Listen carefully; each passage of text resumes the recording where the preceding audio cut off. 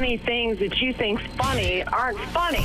Give me cocks all the time. I want cocks all over me. The Alan Cox Show kicks ass, man. Welcome.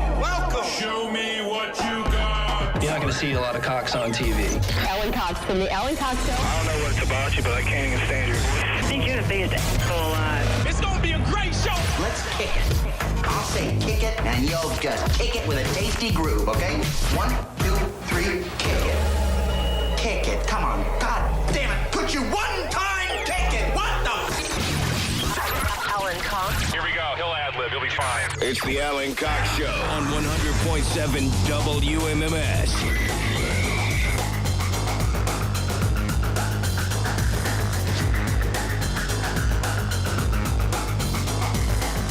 I'm saying Wednesday already? Wednesday. Today, all day. Okay. Hey, what's going on, gang? Good afternoon. Hi.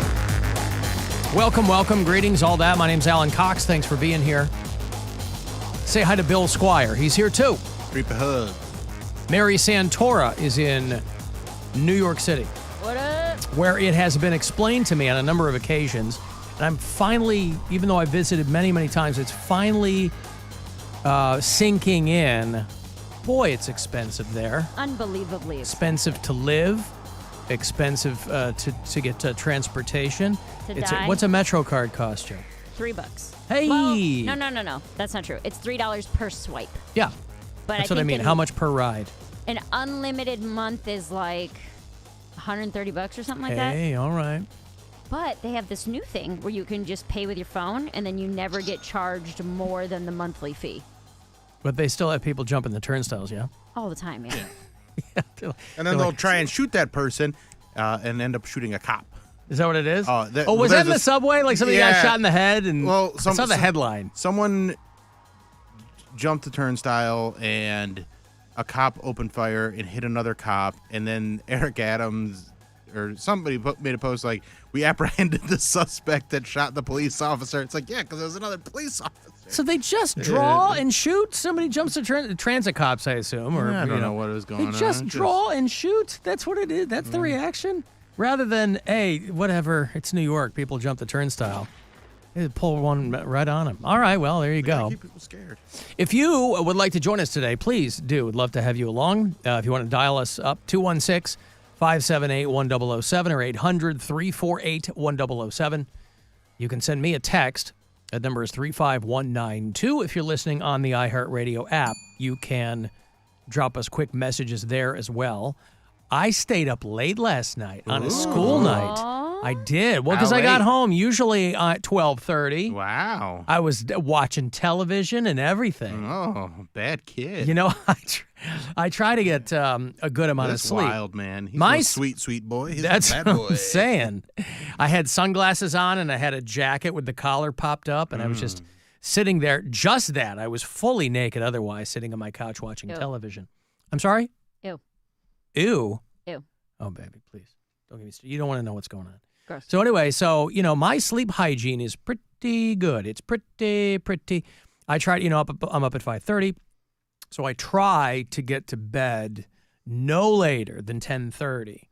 Last night, though, I'm getting my daughter ready for bed. I'm doing the usual nightly stuff, and I'm like, I'm not tired. And I hadn't had any caffeine or anything like that. I can obviously draw a conclusion if it's a day where I've had something a little later in the day than I should, and that's what's keeping me up. And it wasn't that. I don't know what it was. I was like, existential dread? Well, I always have existal dread, I of didn't course. know maybe it was like extra. No, that's not something that's dread. ever going to keep me up because that's always there. But it woos you to sleep. I wasn't tired, and so I'm like, well, I'll stay up. And I ended up staying up till 12:30, watching television in the dark. Not good for your eyes. I watched a little bit of something that I bet is going to be really good. It's called High Potential. You know who Caitlin Olsen is? Yeah. She's Sweet D over on. I just saw a commercial for this. Yeah, it's a drama. Well, it's I guess it's a drama. It's like a police procedural where she is a single mom who has an overnight job. She's the cleaning lady for the LAPD, but she's also a genius. There's like a Good Will Hunting kind of vibe to it. The premise sounds paper thin, but I think she's so good. I watched like the first 20 minutes. I'm like, this could be a really good show. And I didn't see anything about it, But, when I was clicking around on my Roku, they have advertisements everywhere now, and so they point you in that direction. I was like, that looks like Caitlin Olsen. So it's not a wacky, funny thing. She used to have a show on Fox called The Mick that, unfortunately, I think maybe only got one season, but I loved that show. And that was like a broad, raunchy kind of comedy. But this is like there's humorous things in it, but I don't think they're promoting it to be a comedy. Anyway, it's an ABC show called High Potential, and I watched some of that. And then I was just clicking around looking for horror movies on Shudder and locked into a couple. But come 12:30, I go, well, it's time for this little boy to turn in. It's about the time I fell asleep. And then I got up at my normal time. So I don't know. I'm really trying to lock in. Because if I could get by with less sleep, I would really love to do that. Less food, less sleep? I would love to do that. Opposite. Well, yeah, you're taking multiple naps. Bro, I want to sleep 18 hours a day. Yeah. If I could, I would. Yeah. No, if I can really drill down to the minimum, because they say, truthfully, everybody does need different amounts of sleep. They're like, it's really not good to be a super night owl, which I think in my heart of hearts is what I am. But you can't, I can't survive like that. So I would love to figure out the minimum number of sleep I get where I can still get up, feel good, do my job, not be a pain in the ass all day long to everybody I meet. And I don't know what that is. Don't know. But today I feel pretty good after getting 5 hours of sleep. So, I'm not... I'm surprised that you like multiple naps because you and I are very similar in that we are very sensitive to feeling like we're wasting time. I know people say naps aren't wasting time. That's how I don't feel that sleep is a waste of time. Right, but you sleep a big chunk of time every day. Sure. That's called nighttime. Yes. And so anything extra, it's gravy. So I would think you would feel, I get it. I mean, you got a million things going on and you do. I wake up more refreshed, my brain is more clear, and I feel like I can focus better. If I start to feel tired and I can lay down for an hour, I feel like I wake up after that hour or whatever it is, and I can do more things than if I were to push through while I'm tired. I just judge it by how do I feel during the day because I never, ever wake up and feel refreshed. I don't ever wake up and go, oh, that was great, like a Sonesta commercial. I just judge it by, am I tired during the day or am I tired or do I feel like I'm, moving more slowly, anything like that. But the multiple naps. First of all, I mean, love a nap. A grateful nation turns their eyes to you because I think anybody who should get them or who can get them should, right? You got no kid running around, nothing like that.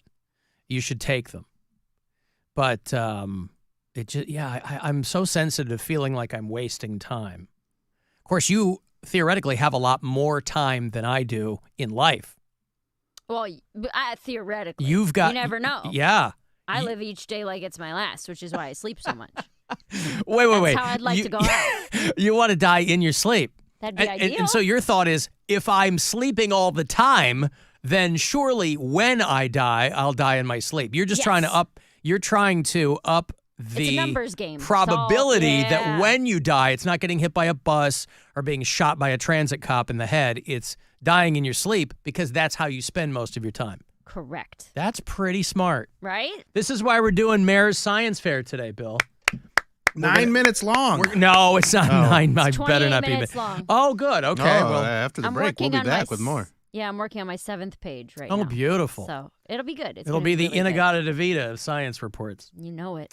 All right, I'm going to take a break. You want to go see the Black Dahlia Murder? I will have those tickets for you in a little bit. They are on that Beg to Serve tour, coming to the Agora, and they're going to bring in a bunch of heavy, heavy bands with them. Black Crowes tickets later on. They're doing the iHeartRadio Music Festival out in Vegas this weekend before they do MGM Northfield Park.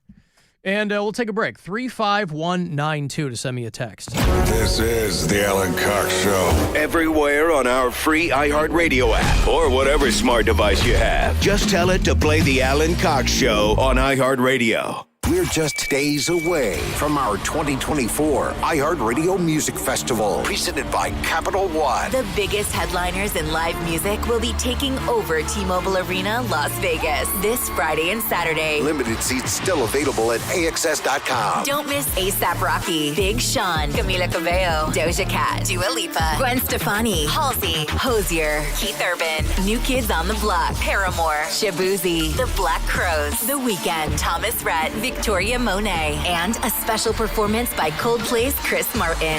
Plus, some special surprises and moments you are not going to want to miss. Our 2024 iHeartRadio Music Festival, presented by Capital One. Stream only on Hulu. And listen on iHeartRadio. This Friday and Saturday, starting at 10:30 p.m. Capital One is the proud presenting partner of the 2024 iHeartRadio Music Festival, bringing great products, rewards, and services to its customers. What's in your wallet? A touchdown, they matter more at DraftKings Sportsbook, an official sports betting partner of the NFL. Ready to place your first NFL bet? Try betting on something simple, like a player to score a touchdown. Ready to do a touchdown dance of your own?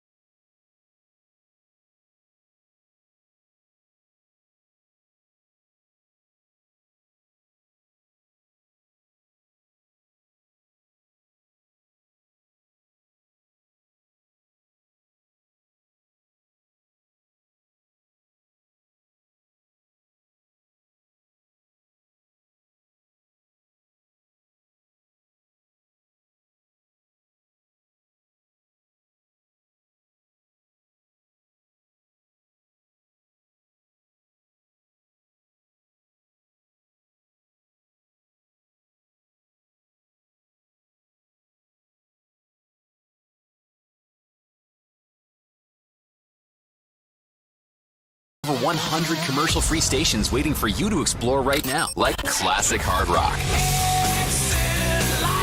Essential classic rock that was truly hard and heavy.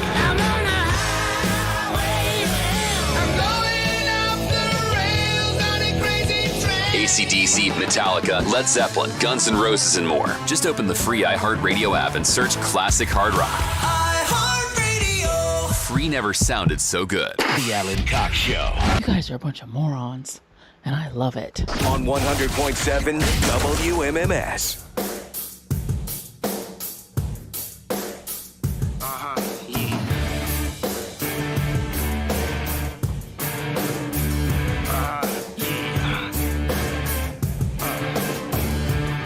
Remember this modern day classic? It was Puffy Combs and Jimmy Page playing off Kashmir for the late 90s Godzilla movie. Big blockbuster. They figured, hey, let's get Puffy. All right, we're going to make a Godzilla movie. Okay. We need a star. I got just the guy. Matthew Broderick. Wait, what? Okay. No. Like the little guy? All right. Okay. What about Hank Azaria? Oh, wait. The guy that does the voices that we never seen his face? That's the same guy. Okay. What about music? How are you doing? Like, well, are you sitting down? Are you sitting down? It's going to be Jimmy Page coming out of retirement. Oh, my God. With Robert Plant? No. With Sean Puffy Combs. Yeah, but Puffy can't sing. Oh, can't he? You don't think you've ever heard Puffy sing? Listen to this.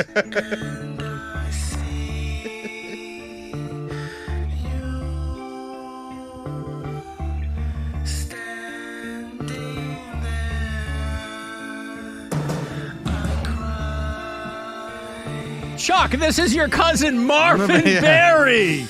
You know that sound you've been looking for? Well, listen to this.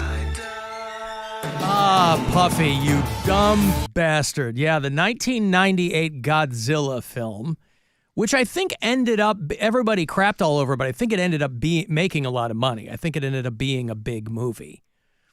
The director at the time was a big deal, Roland Emmerich. I think he had done Independence Day. And so it made like $400 million, which, end of the 90s, it's a lot of money. Now, the girl that I want to know what happened to her was the female lead in that movie. Her name was Maria Patillo. And I thought she was so foxy. And she had done a bunch of movies. She was the girl in the car with Bronson Pinchot in True Romance when he gets the Coke all over his face.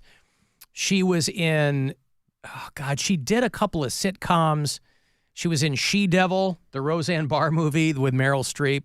Anyway, actress's name is Maria Patillo. I haven't seen her in anything in a long time, but I remember she was the female lead in the 1998 Godzilla. It's Matthew Broderick, Hank Azaria, Harry Shearer was in it, Jean Reno, the French actor who did The Professional, and Yeah, he's good. I got sucked into watching some of that Puffy coverage, or whatever he goes by now, Diddy. See, they had to put all of his aliases in the indictment. That's what's so stupid. His name is Sean Combs. So he's in there as Sean Combs. But because they have to have all their T's crossed and their I's dotted, they also had to list all of his aliases, of which he's had many. So they had to have Puff Daddy, and they had to have P. Diddy, and they had to have Diddy, and Diddy Dirty Money, and PD, and Love, and every other goddamn stupid thing that he's called himself. He's in a lot of trouble. He has pleaded not guilty. He begged for bail. He was like, I will pay $50 million. And they go, nope, because you will get on a PJ and you will be off in Monaco or some country where we don't have an extradition treaty. He's facing life in prison if he's convicted. And because they didn't give him bail, he's remanded to custody there at the, whatever this big place is. They put Ghislaine Maxwell there, and they put, who else did they have there? They had a bunch of high-profile alleged criminals in there. Today, I'm announcing the unsealing of a 3-count indictment, charging Sean Combs with racketeering conspiracy, sex trafficking, interstate transportation for prostitution. The indictment alleges that between at least 2008 and the present, Combs abused, threatened, and coerced victims to fulfill his sexual desires, protect his reputation, and conceal his conduct. As alleged in the indictment, to carry out this conduct, Sean Combs led and participated in a racketeering conspiracy that used the business empire he controlled to carry out criminal activity, including sex trafficking, forced labor, kidnapping, arson, bribery, and the obstruction of justice. Oh, is that all? That's it. Because this Not guy, the usual rapper crimes, huh? you know, he had his fingers in a lot of pies, right? He had the Sean John clothing Sounds like line, it. and he had Against their against their will, non-consensually. So I wasn't really interested in this because Sean Diddy Combs is not on my radar. But then the video came out of him dragging his ex through the hallway of the hotel. And then I was like, well, now I'm more curious as to the nature of this. Not so much him. He's the guy at the center of it, and he's getting attention because he's a famous guy. But just the nature of it. How somebody who is very wealthy and very famous, at the risk of sounding naive, why you would get involved in things like that.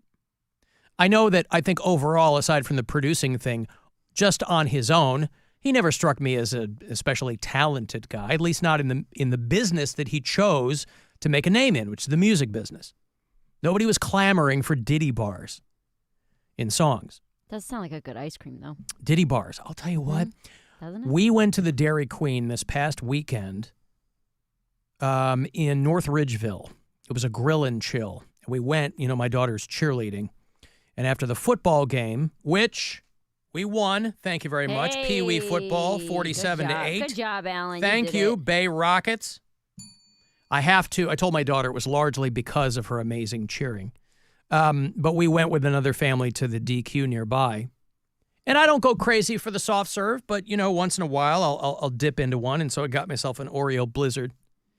And it was pretty good, but they did not have the Diddy bars. Too slippery. I also tried, we talked about it a couple of weeks ago, I tried the Coca-Cola flavored Oreos. Mm-hmm. Very weird. The first bite, you'll go, oh, I'm kind of getting it. Because that's what they've done now when they do these flavors with Oreos, is they put the little Pop Rocks crystals in the cream so it pops in your mouth. And it's okay, it's fine. But for people who are seeing these now on shelves, because they're there, and conversely, they're also releasing Oreo-flavored Coke. I won't be trying that, for those of you who are keeping tabs on me at home. I won't be trying that. But I did have, this morning, the Coca-Cola flavored Oreo. But again, no Diddy bars at the DQ. This U.S. Attorney, Damian Williams, he went into great detail talking about, they have to explain the sealed indictment and all this kind of stuff and the charges that they're bringing against Puff Daddy, P. Diddy, Diddy, P.D. Love, Sean Puffy Combs. Combs allegedly planned and controlled the sex performances, which he called freak-offs.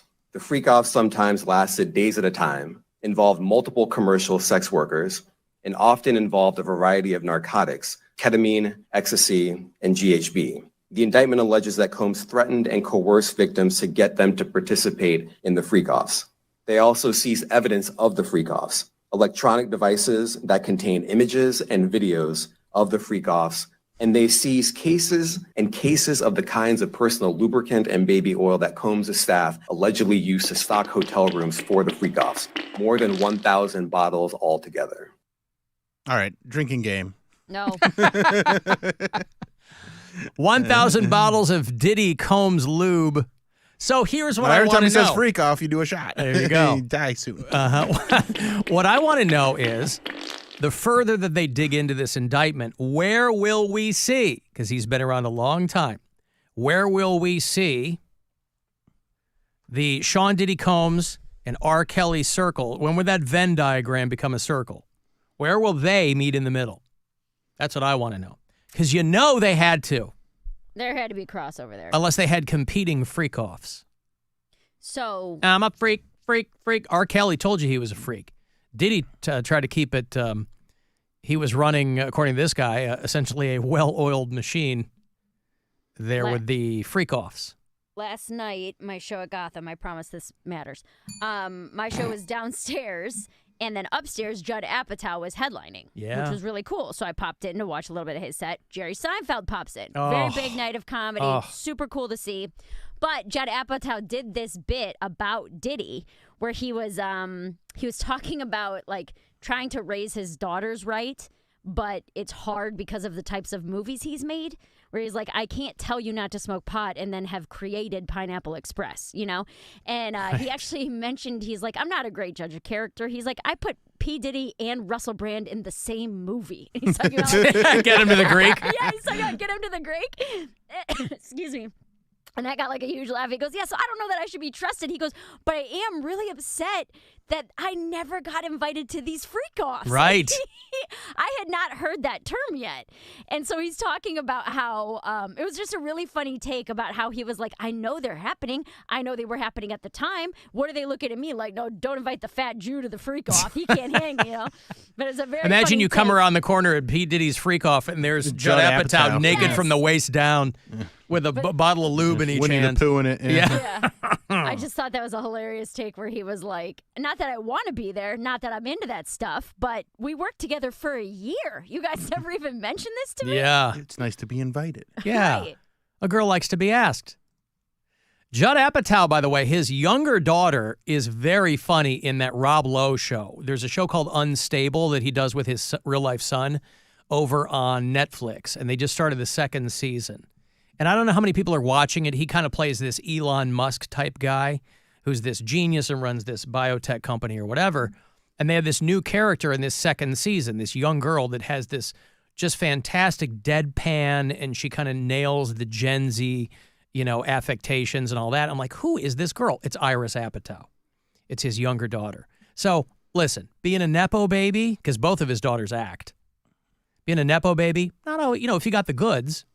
And I haven't seen her in anything else, but in this Rob Lowe show, she's very funny. Or she can deliver those lines. It's a very well-written show. She can deliver them. But, no, that's a good bit.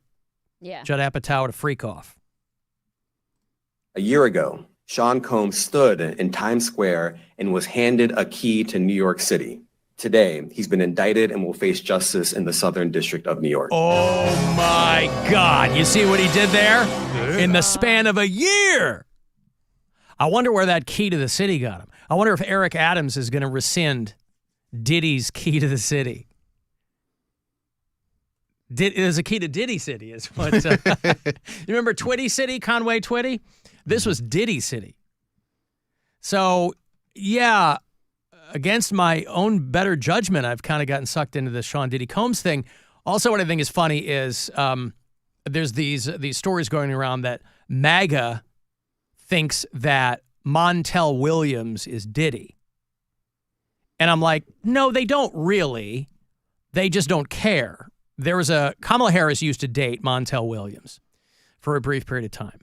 So there is a photo of Montel and Kamala Harris getting passed around on like MAGA accounts and Facebook pages going, here's Kamala with P. Diddy. And everybody's like pointing and laughing at these dummies think that Montel Williams. I'm like, I guarantee you they don't. They just have a picture of a black guy with Kamala Harris and they go, here's Diddy, send.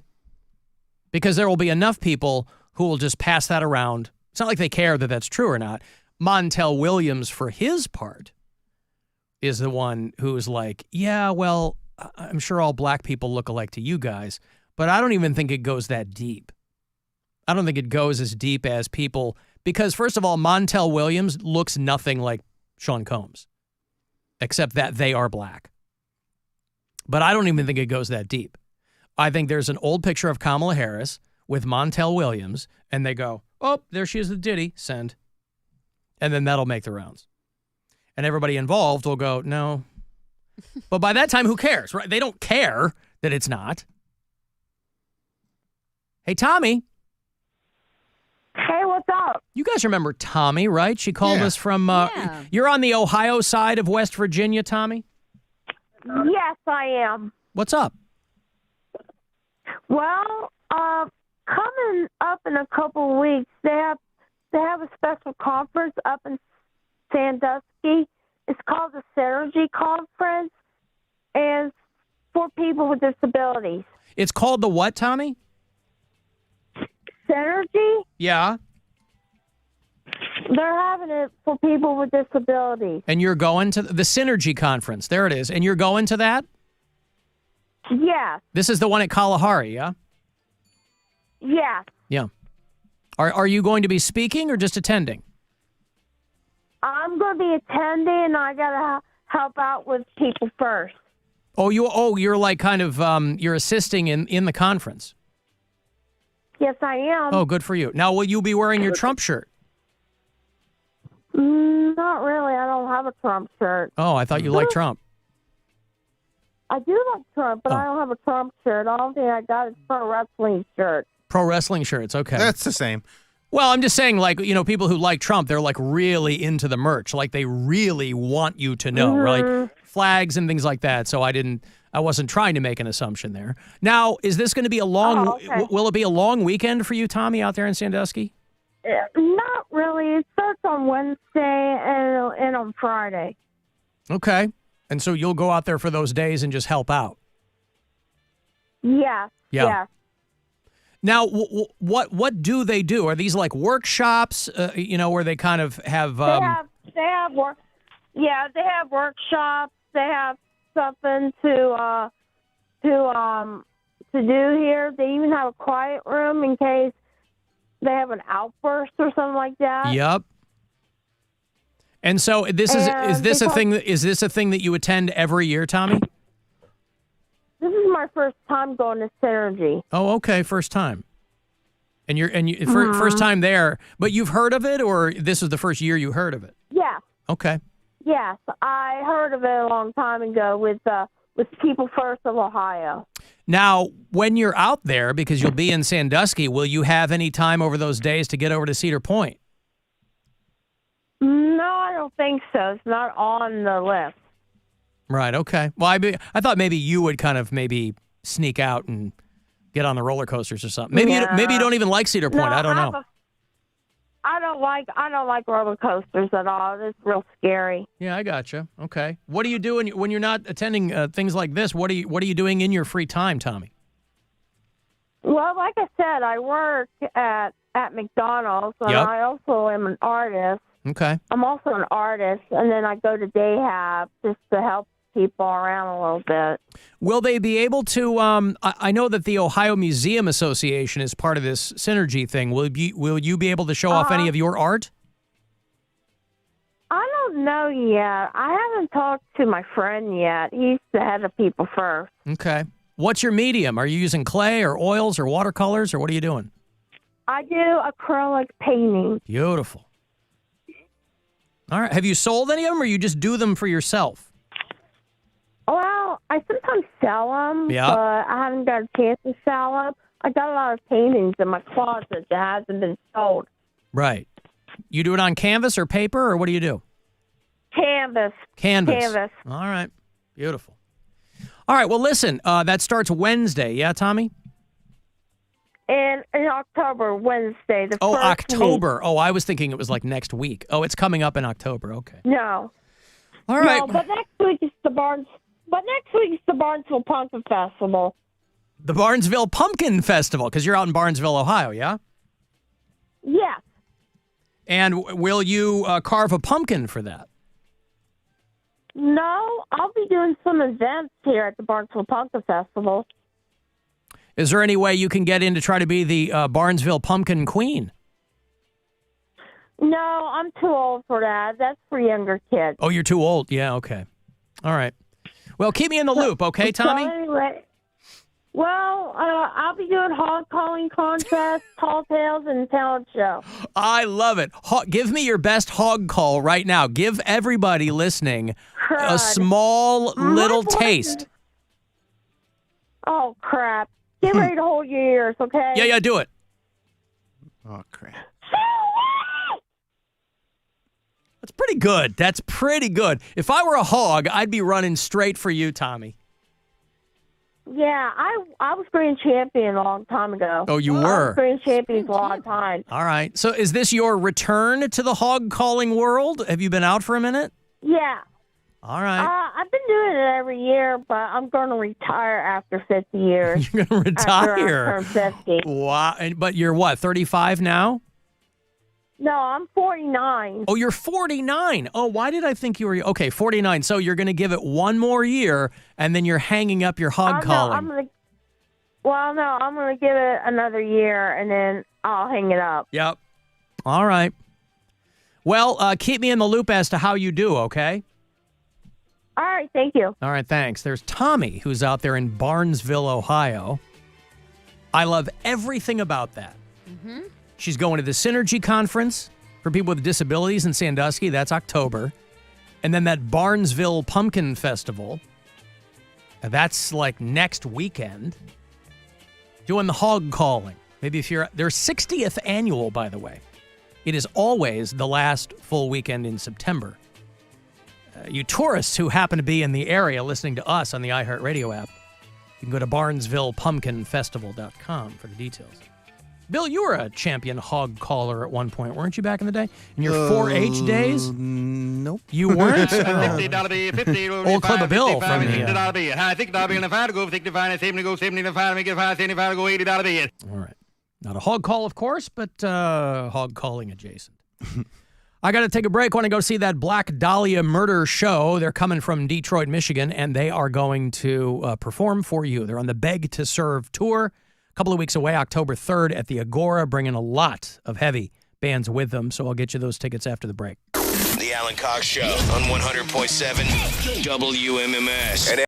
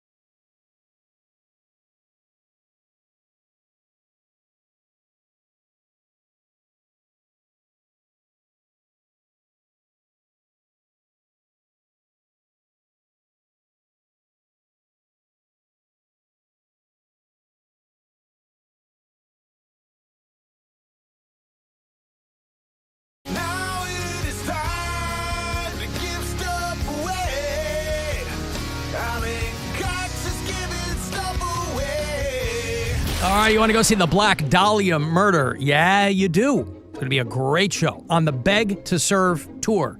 Thursday night, October the 3rd at the world-famous Agora. Presented to you by WMMS and 2 hours to midnight, our metal show. Special guest, Dying Fetus. Yup. Spite. Yes. Angel Maker, Vomit Forth, all 5 bands on stage. AgoraCleveland.com. For any and all details on the show, caller 10, these are yours. Good luck. 216-578-1007 or 800-348-1007. Alan Cox. He's been asked to leave on multiple occasions. Get out! He does that whole, huh? I can't hear you. It's too loud in here thing. 100.7 WMMS.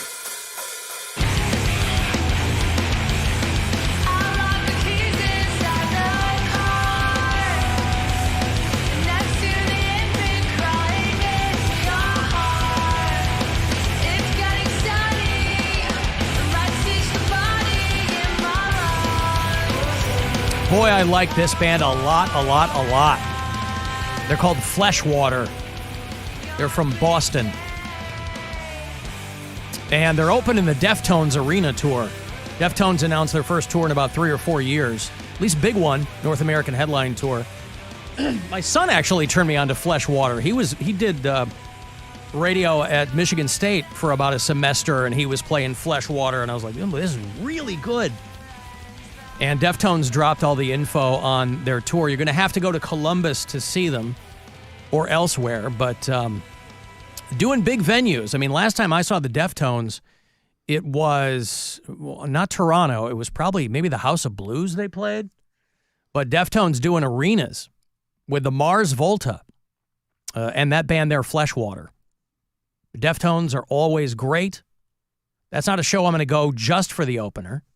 I've never seen Mars Volta live. That's not necessarily a band that really scratches me where I itch. But in that setting, they're probably pretty good.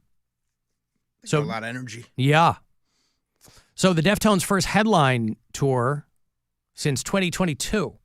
And they're going to be playing a lot of big venues. They're doing a couple of festivals along the way. But they're going to kick this off on the 25th of February. This is a 2025 tour. And they'll only go out for a couple of months, but they'll play Columbus on March 29th. The Nationwide Arena. That's like the Romo Fijo, yeah? Yeah, that's where the Blue Jackets play. So they're going to play Columbus, Chicago, Detroit, Madison Square Garden, all arenas. So I saw this on Instagram last night, and I was very excited just to see Deftones because I love them. And then I saw Fleshwater, and I was like, I'm going. Mary will go to the one at Madison Square Garden, probably. She will not. You don't like Deftones? It's like good F metal. I don't think so. Really? I don't know. Huh. I honestly don't know. I can't name a Deftones song. I bet if you dug into them a little bit, they're not emo. I mean, they kind of started out, I guess, a little bit, but way back in the day. But it really evolved. Based on the names, I don't know any of these. Based on the names, what do you mean, of songs? Yeah. Change, Be Quiet and Dry. Oh, you'd know Cherry Change. Waves. That was like the big hit 25 years ago was Change in the House of Flies. They've done a lot of good stuff. Yeah, but you got to since keep in then. mind that she didn't listen to rock radio or anything like that, so this may have missed her. This was staunchly in my boy band era. Yeah. Right, but 97, 2000, you know what I mean? But you weren't like dating dudes that were into rock and roll or anything like that? I mean, No, Alan, in 2000, I was 10 years old. Oh. I was 11. I wasn't dating anybody.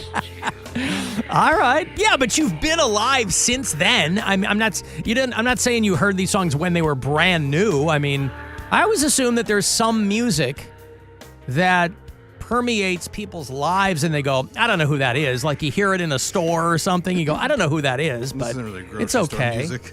Not grocery store, but it's like I heard them play Deftones in like retail stores before, you know.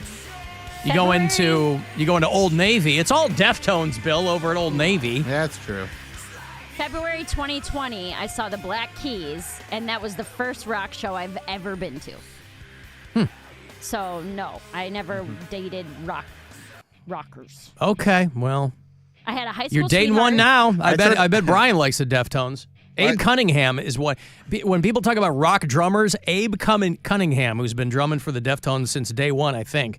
Everybody sleeps on this guy, and I don't know why. He is quietly one of the best, grooviest, best chops in metal and rock. Love Abe Cunningham. I played this. I just turned this on for some background music while me and the girl were getting busy. And she's like, what is this? You've seen The Butcher or just Deftones in general? Just Deftones in general. Yeah. And she's just like, what is this? And I was like, Deftones. Good sex music. And she's Good like, F metal. I was like, all right, well, I can change it. So it's more of an R&B You're like, thing. all right, I'll put on Creedence Clearwater Revival, honey. That's one of Brian's favorite bands. All right, Well, they're a great band, but B-52s. yeah, I wouldn't put them on when I was having sex. CCR. Down on the corner. I'm a like R&B 2000s or before like love making music. I like that. Not the B-52s is Not what the you're saying. B-52s, no. Okay. If you see us. That's good. F music, Yep. yeah. Kate's got a big bouffant on. A wig. All right, honey, now throw your leg over my shoulder and then we'll... This probably isn't very good sex music. No. Challenge accepted.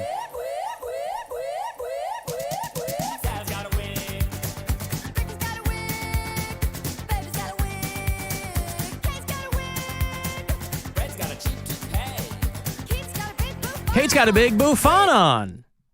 I mean, I don't really care as long as I'm ready, like, you know, as long as everybody's having a good time. I don't care what music's on. Sure. Or TV show. Well, there is a line, right? If there, I mean, it depends on how, like she tells you, I don't like this. Let's put something else on. Yeah. Guys, for the most part, we probably don't care. Whatever's on, right? But there would be something if it comes on, you're like, no, Actually, I really enjoy when you're in a situation where, you know, it's like the Netflix and chill where you put something on and then it just starts happening. Okay, but that's not always good because I did that one time. One of my first sober hookups was with a guy, and he chose Wild Wild West with Will Smith as what Wiki we were Wiki watch. Wild Wild West.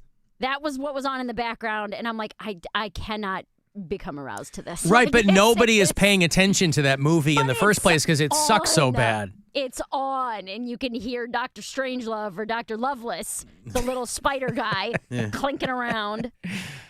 Yeah, you don't want that on. I have a... No, I wouldn't want, but I wouldn't. I'm thinking more like when you're kind of in a relationship already and you're just like, oh, we're going to put on, like, there's this new Gotti thing on Netflix. And that happened to be on. I had just gotten home.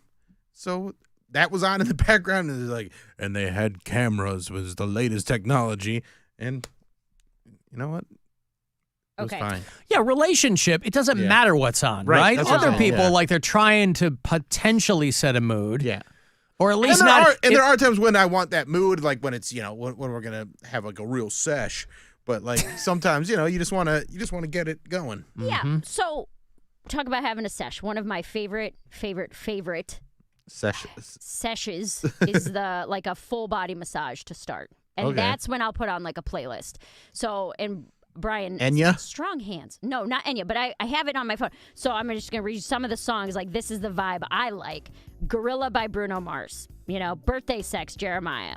Take You Down, Chris Brown. Neighbors Know My Name, Trey Songz. Jay Holiday, Bed. Like, that's Little the on the type of- nose, isn't it? I mean, Yeah, but she wants that's that what I horny like. R&B stuff. Yeah. I want horny R&B. Yes. Falsetto by Is The that Gorilla Dream. song? Is that just Bruno Mars doing Magilla Gorilla?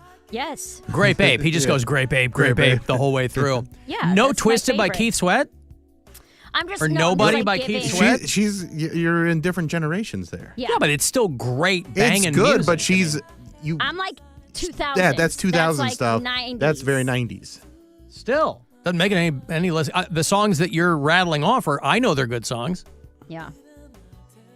Nice and Slow by Usher. Oh, yeah. I also, like, for whatever reason, the Spotify, like, R&B playlists are chock full of, like, TLC, and those are good songs, but they are pretty anti-men and anti-relationship. Yes. Yeah. So you gotta, like, weed those out. Don't go Jason Waterfalls. Yeah, and like salt and pepper and all that stuff. It's like, no. I don't want to talk about sex. I want to have it. And I'll talk about it during, but all right, well, everybody's got their own thing, right? But I think we can all agree Wig by the B-52s is not going to get it done. No. And that's a real bummer because Fred Schneider, that guy works hard for the money. So anyway, Deftones are going on tour in 2025. I was reading a thing about, we got the press release that tomorrow they will be announcing one of the main headliners for Sonic Temple.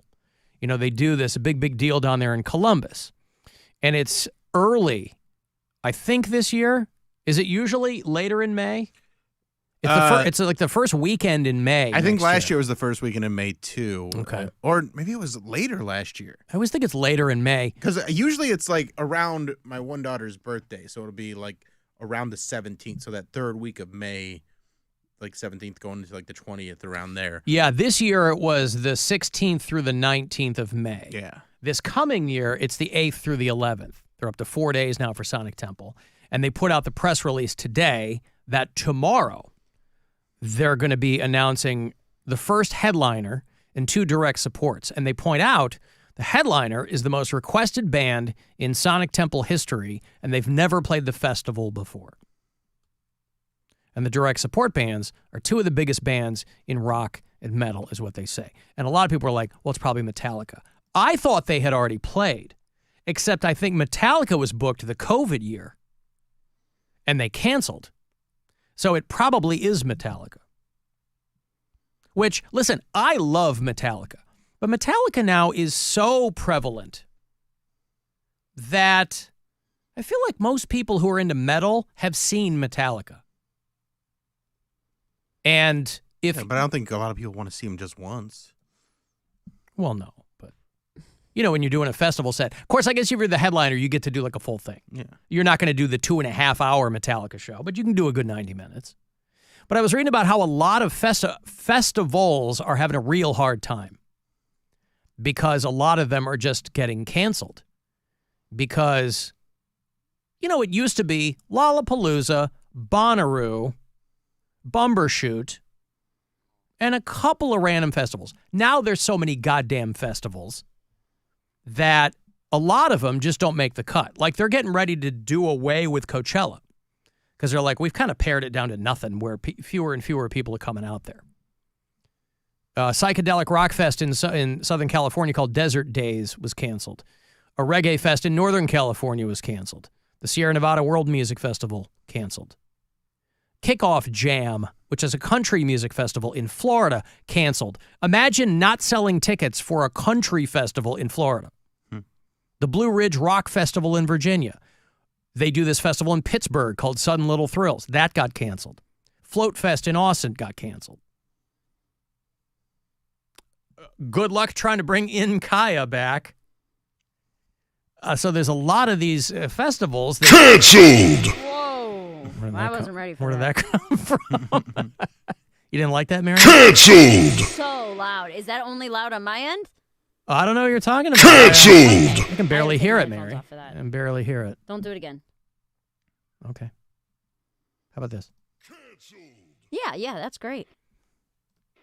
Now I'm nervous to put my headphones back on. Canceled! Okay, you're annoying. She goes, I'm nervous to put my headphones back on. Tell you what, I'll keep it down here. Don't. Okay. I'll keep it down there. Okay. Let's see how low. How's that? That's fine. Is that okay? You can go higher than that. How about this? Just don't go. No. Is that okay? Don't go back. See, now the up to audience where you can't were. hear it. What? Don't go back up to where you Canceled! were. You're so annoying, dude. I just shook and grabbed my headphones. I shouldn't do that because Mary's prone to knocking over cups of water there in the studio. I have one and an open salad. Yep. An open what is an open salad? She twisted the top off and she's ready to drink it. She's drinking it. All right. Oh, like the clamshell thing and you're getting ready to, okay. All right. No, I heard Mary drink a salad pre-show. You did not. Isn't that you drinking a salad? That's me drinking a salad. Yeah. All right. You don't have the good sense to close the salad lid, Mary, knowing what a klutz you are? Well, I'm going to eat it in 4 minutes. 3:06. So a lot of music festivals getting canceled, but they will be announcing the big news about Sonic Temple tomorrow. And a lot of them in Europe get canceled too.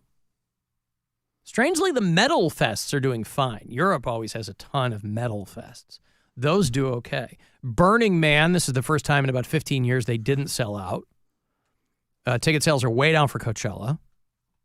Well, I think it's so fragmented now that when they get these artists, there's not enough of a draw that they go, well, I want to go, you don't want to pay these exorbitant prices for one or two bands.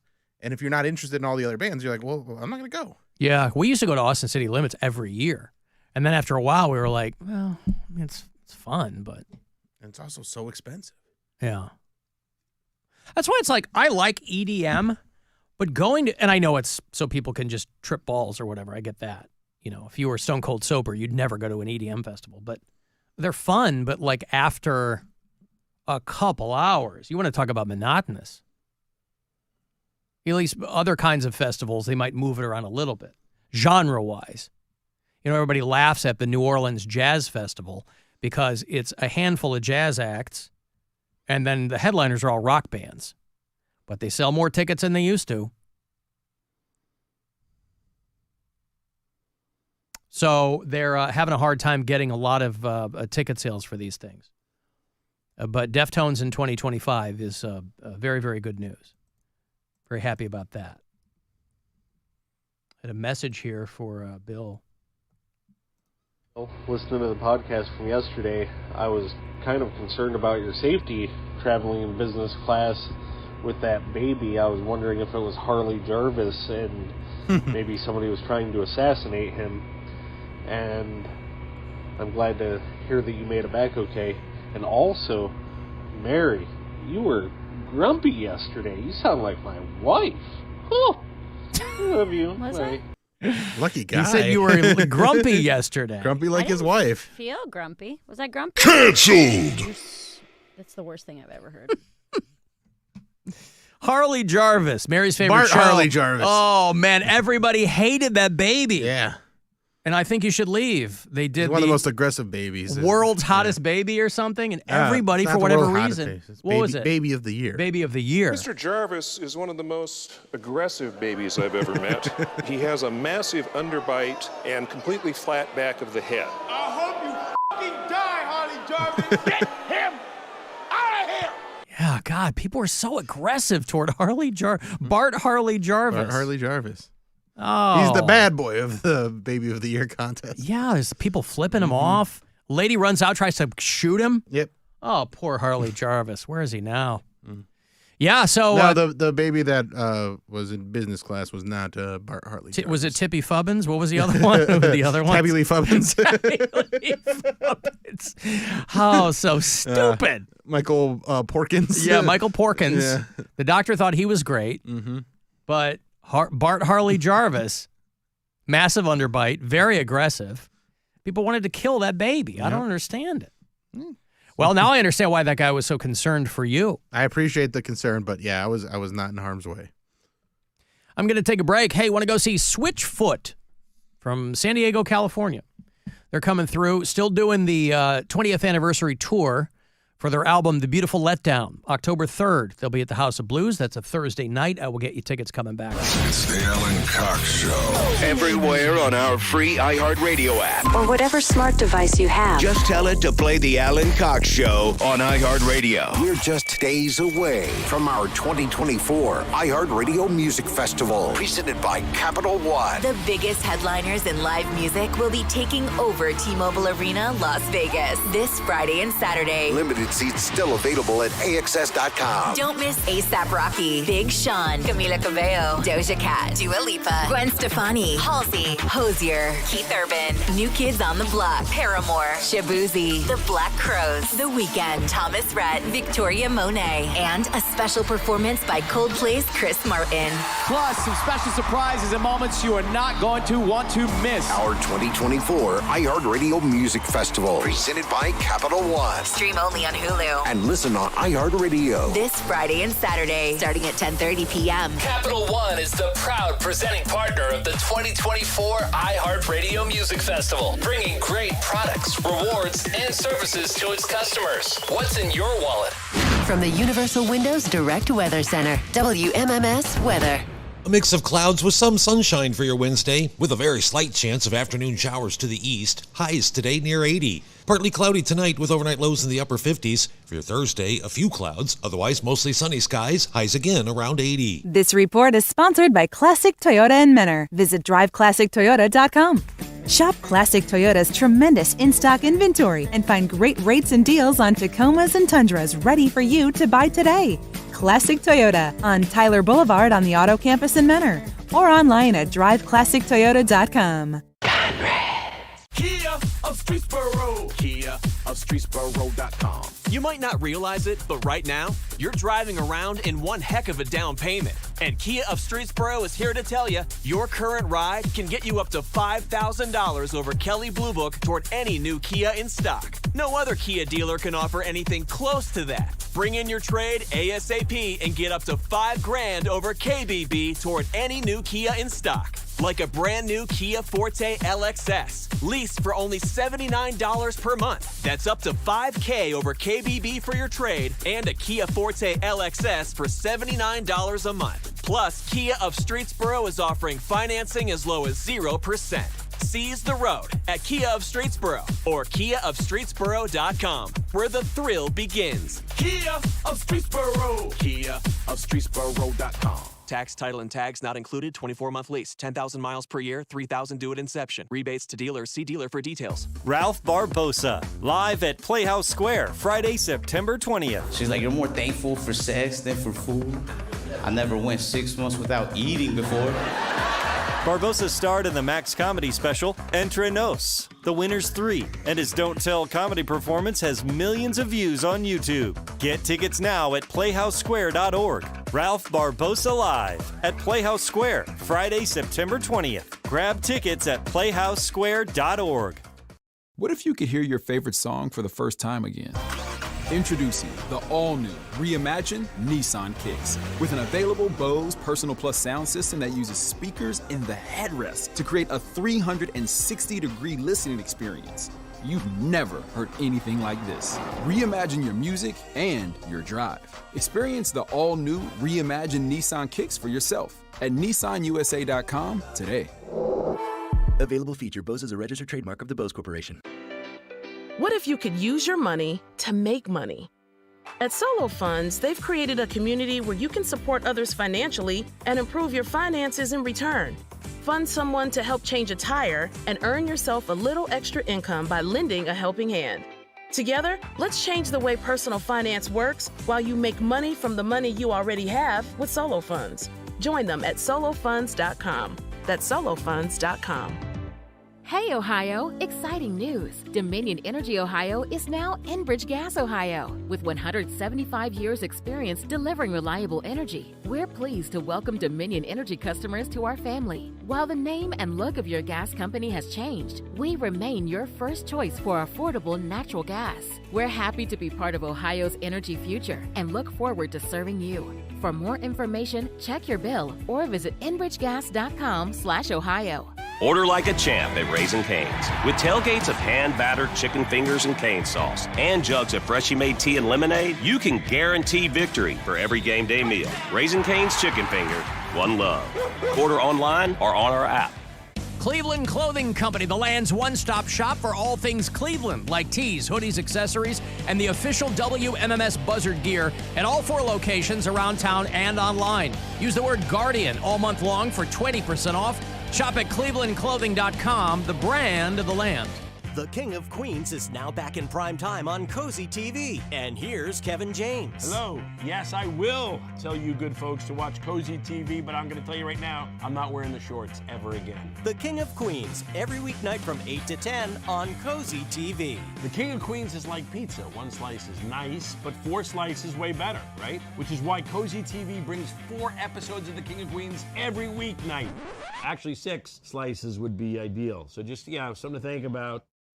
Having moderate to severe ulcerative colitis is like having a creature living inside me. It wasn't this calm until I found out about Velsipity, or etrasimod. It's a prescription once-daily pill, not a steroid or biologic, for adults with moderate to severe ulcerative colitis. Velsipity helps calm the chaos of UC symptoms like rectal bleeding and frequent bathroom visits. It quickly treats flares and even provides a chance for lasting steroid-free remission at 1 year. Some people saw remission by week 12. Don't take Velsipity if you've had a heart attack, chest pain, stroke or mini-stroke, heart failure in the last 6 months, irregular or abnormal heartbeat. It may cause serious side effects, including infections that can be fatal, slow heart rate, liver problems, increased blood pressure, a vision problem called macular edema, certain types of skin cancer, swelling and narrowing of the brain's blood vessels, or shortness of breath. Tell your doctor if you're pregnant or plan to be, and use birth control during treatment and for 7 days after stopping Velsipity. Ask your doctor about Velsipity. I don't feel so good. You do feel hot. Dayquil Kids will take care of that fever. What about my cough? Dayquil Kids has that covered. Will it make my throat feel better? Yes, that too. But will it taste good? Yep, Dayquil Kids comes in your favorite flavor. Purple? Well, yes, it's grape. Try new Dayquil Kids Plus Fever, the daytime coughing, aching, sore throat fever just for kids medicine. Safe for kids 6+. Use as directed. Total Wireless is made to totally keep up with you. We now have unlimited data that never slows you down, covered by the Verizon 5G network, and all for less than $30 a month when you get 4 lines. And the best part? We give you a free Samsung Galaxy A54 5G when you switch to the Total 5G Plus Unlimited plan. Visit your local Total Wireless store today. Total Wireless, we're totally with you. Actual speeds may vary by location. For data management practices, see TotalWireless.com. You no good for nothing liberal POS. Y'all Trump hating stupid people. Mr. Cox, you should burn in hell. Donate today at carsforkids.org. That's cars with a K. Your car can be picked up as soon as the next day. Receive a tax deduction and vacation voucher. 1-877 Cars for Kids. Donate your car today. Now accepting donations of land, homes, buildings, or any kind of real estate. Fall favorites are back in season this week at Meijer. Find locally grown and freshly picked apples in the produce department. Plus, get fresh from Meijer family pack boneless chicken thighs for $2.99 per pound. And Meijer potato or tortilla chips 3 for $6 when you buy 3 or more. And you'll always get the same low price no matter how you shop, in-store or online. Find everything you need in just one stop when you shop at Meijer. Exclusions apply. See all deals in-store or in the Meijer app. Now your ideas don't have to wait. Now they have everything they need to come to life. Dell Technologies and Intel are creating technology that loves ideas, loves expanding your business, evolving your passions. We push what technology can do, so great ideas can happen right now. Find out how to bring your ideas to life at Dell.com. Welcome to Now. Whoa, it's you, the Capital One Bank guy. That's what they call me. Mind if I get a selfie? Yeah, sure thing. Say no fees or minimums on your Capital One checking account. Wow, that's a keeper. So, where are you heading? I'm off to spread the good news that Capital One helps people keep more money in their wallet with no overdraft fees. Oh, you're the best Capital One Bank guy. Hey, mind if I get a selfie? Sure. Say, Capital One, what's in your wallet? Terms apply. See CapitalOne.com/bank for details. Capital One NA, member FDIC. Wake up with football every morning and listen to my new podcast, NFL Daily with Greg Rosenthal. 5 days a week, you get all the latest news, the best analysis delivered by the time you get your coffee. This show hits on every single game, every single week, but I can't do it alone, so I'm bringing in all the big guns from NFL media. Subscribe today, and you'll immediately be smarter and funnier than your friends. Listen to NFL Daily with Greg Rosenthal on America's #1 podcast network, iHeart. Open your free iHeart app and search NFL Daily to start listening. Now it's time to give stuff away. Alan is giving some stuff away. Hey, want to go see Switchfoot? Last year was the 20th anniversary of their breakthrough album called The Beautiful Letdown, and they are continuing that Beautiful Letdown tour through 2024, and that brings them to Cleveland in a couple of weeks. Thursday, October 3rd, They'll be around the corner here at the House of Blues. Ticketmaster.com has all the info for you. If you strike out with me, you can buy tickets there. But if you're caller 10, you won't strike out. Good luck. 2 for Switchfoot. 216-578-1007 or 800-348-1007.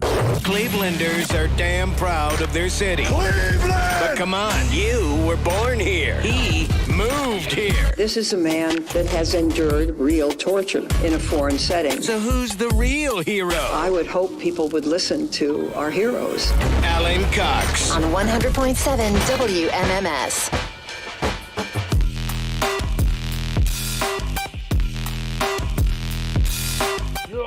You liberal, you no good for nothing liberal POS. Y'all Trump hating, stupid people. Mr. Cox, you should burn in hell. Just go straight down to hell in a handbag. You homosexual.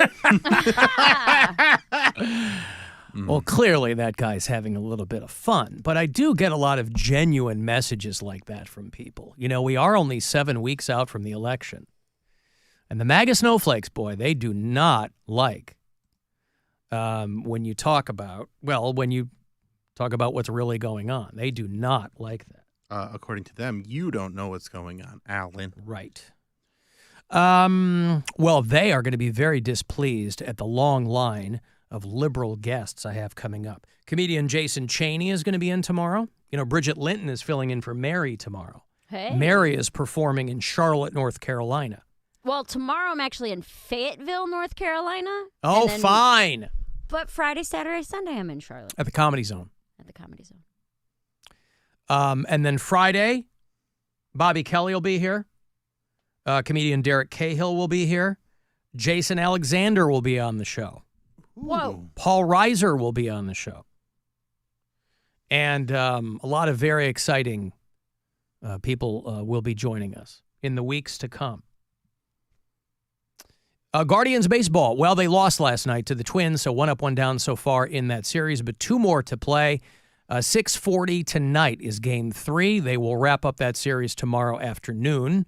Ye Old Businessman special. 6:40 tonight is your first pitch on MMS. We'll get out of here around 6:30 and get you right into full-on coverage there. The last road series of the season goes through this weekend.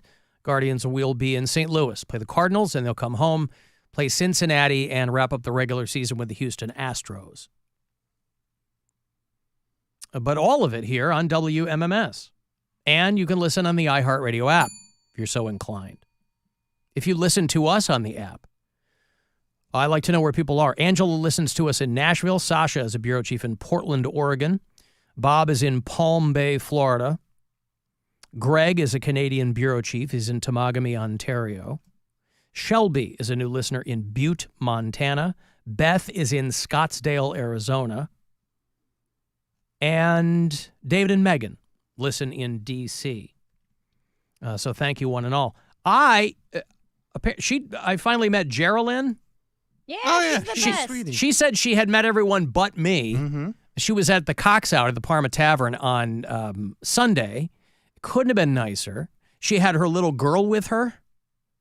Have you met the baby? No, she I just haven't had met the my baby. God. What an adorable, adorable child. Brinley. I think she's only like 6 months old. Anyway, couldn't have been nicer. This is a woman who is a big fan of this program, has had her share of tragedy over the past few years, but it's all come out of the other side. And Brinley, this little baby, could not be cuter. But anyway, she asked if we had seen the movie Jackpot. Did anybody watch that? No. Okay, so Jackpot, it's a Paul Feig movie, the guy who directed like Bridesmaids and the female Ghostbusters, all Freaks and Geeks back in the day. Anyway, movie called Jackpot. I think it's just streaming. I don't think it's in theaters, but it's John Cena and Awkwafina. It's kind of like The Purge, but from a financial end. I remember when they were filming it, it was called something else. They had a better name for the movie. It was called like Death Lottery or something. Anyway, the premise of the movie is whoever wins this massive lottery Everybody else can try to kill them before 24 hours is up, and they'll get the money. Okay. Dang. So Awkwafina wins $3.6 billion. And John Cena is a guy who's trying to protect her. Everyone else is trying to kill her. Like MGK is in this movie. Wasn't there a similar movie with Andy Samberg on Hulu? Jake Johnson had one. Oh, Jake called, Johnson, that's the one. Yeah, it was But Andy called Samberg's in it, Personal. too. Yeah. I don't know.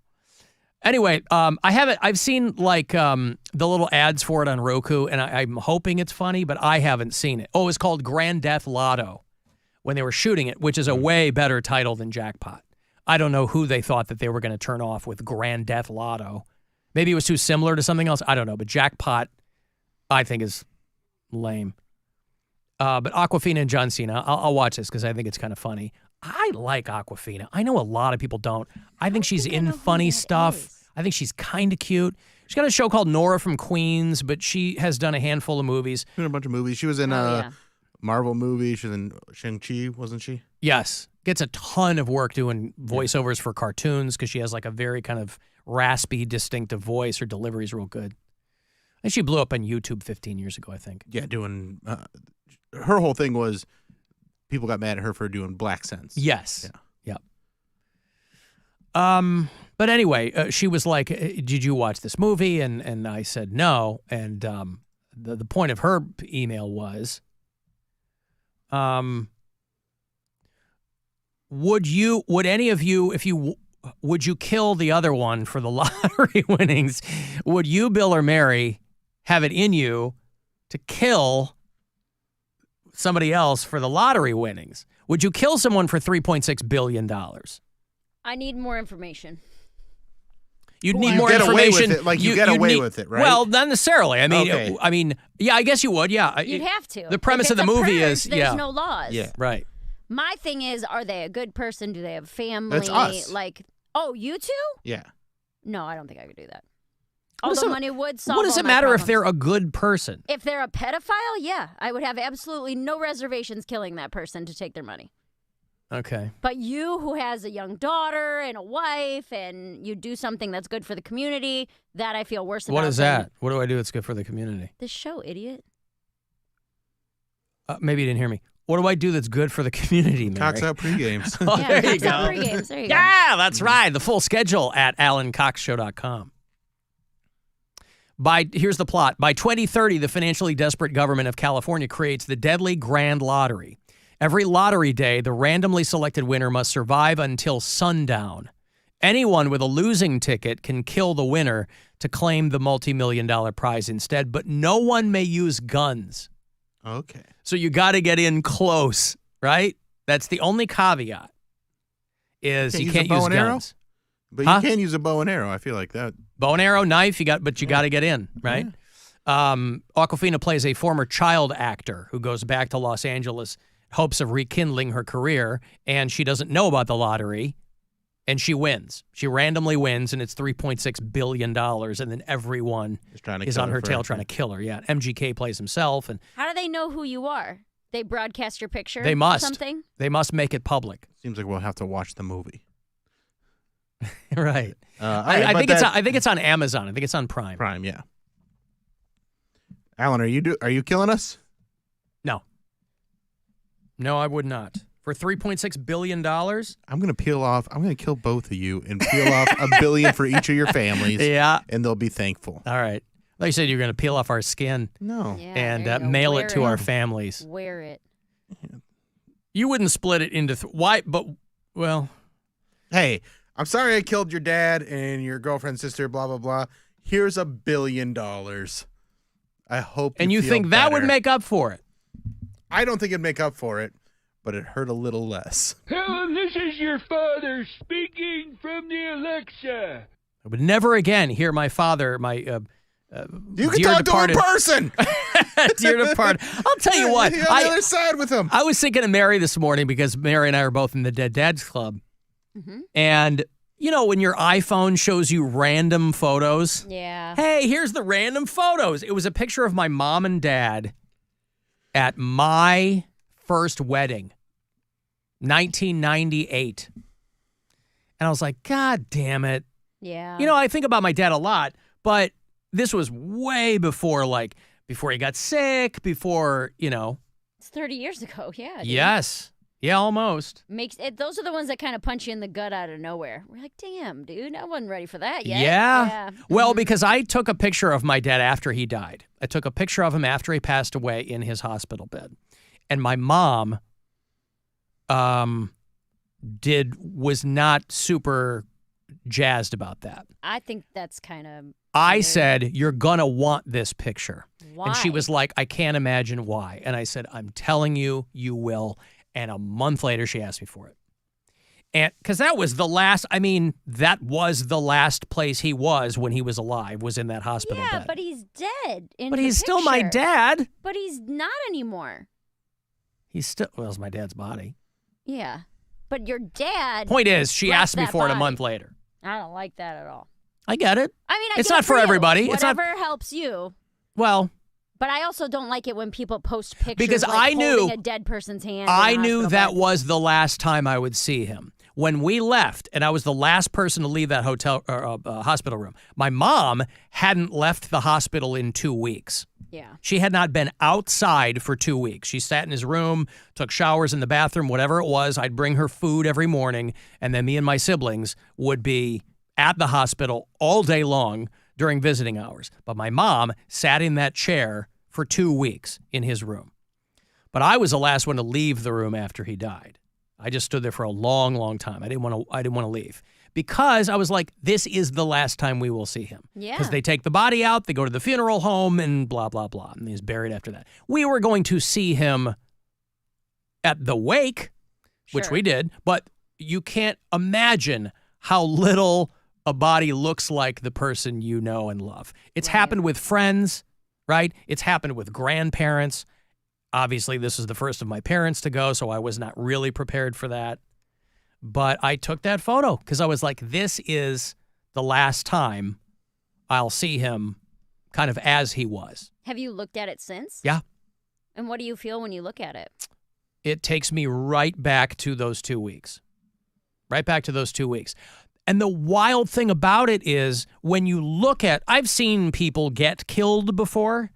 I mean, when you see someone who is dead, it's very strange because moments before, that was your parent, brother, sister, loved one, whatever it was, friend, right?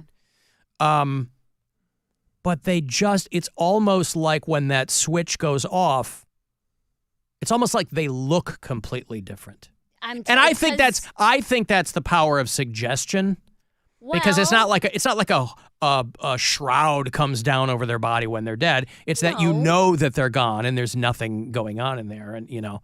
But I mean, that's also the argument for having a soul, that the soul has left the body, so it's not your dad anymore. Yeah, but you don't need just a body. But you don't need a soul because we are all just a combination of chemicals and electrical impulses. That's not as romantic, but you don't even need a soul. It's like once the body has shut down, that's all it is. Yeah, it's your brain.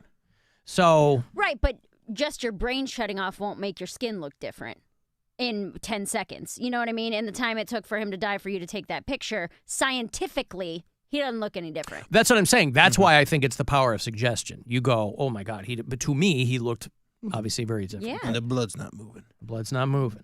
Yeah, but blood not moving for a minute or two is not going to make you look different. A little bit.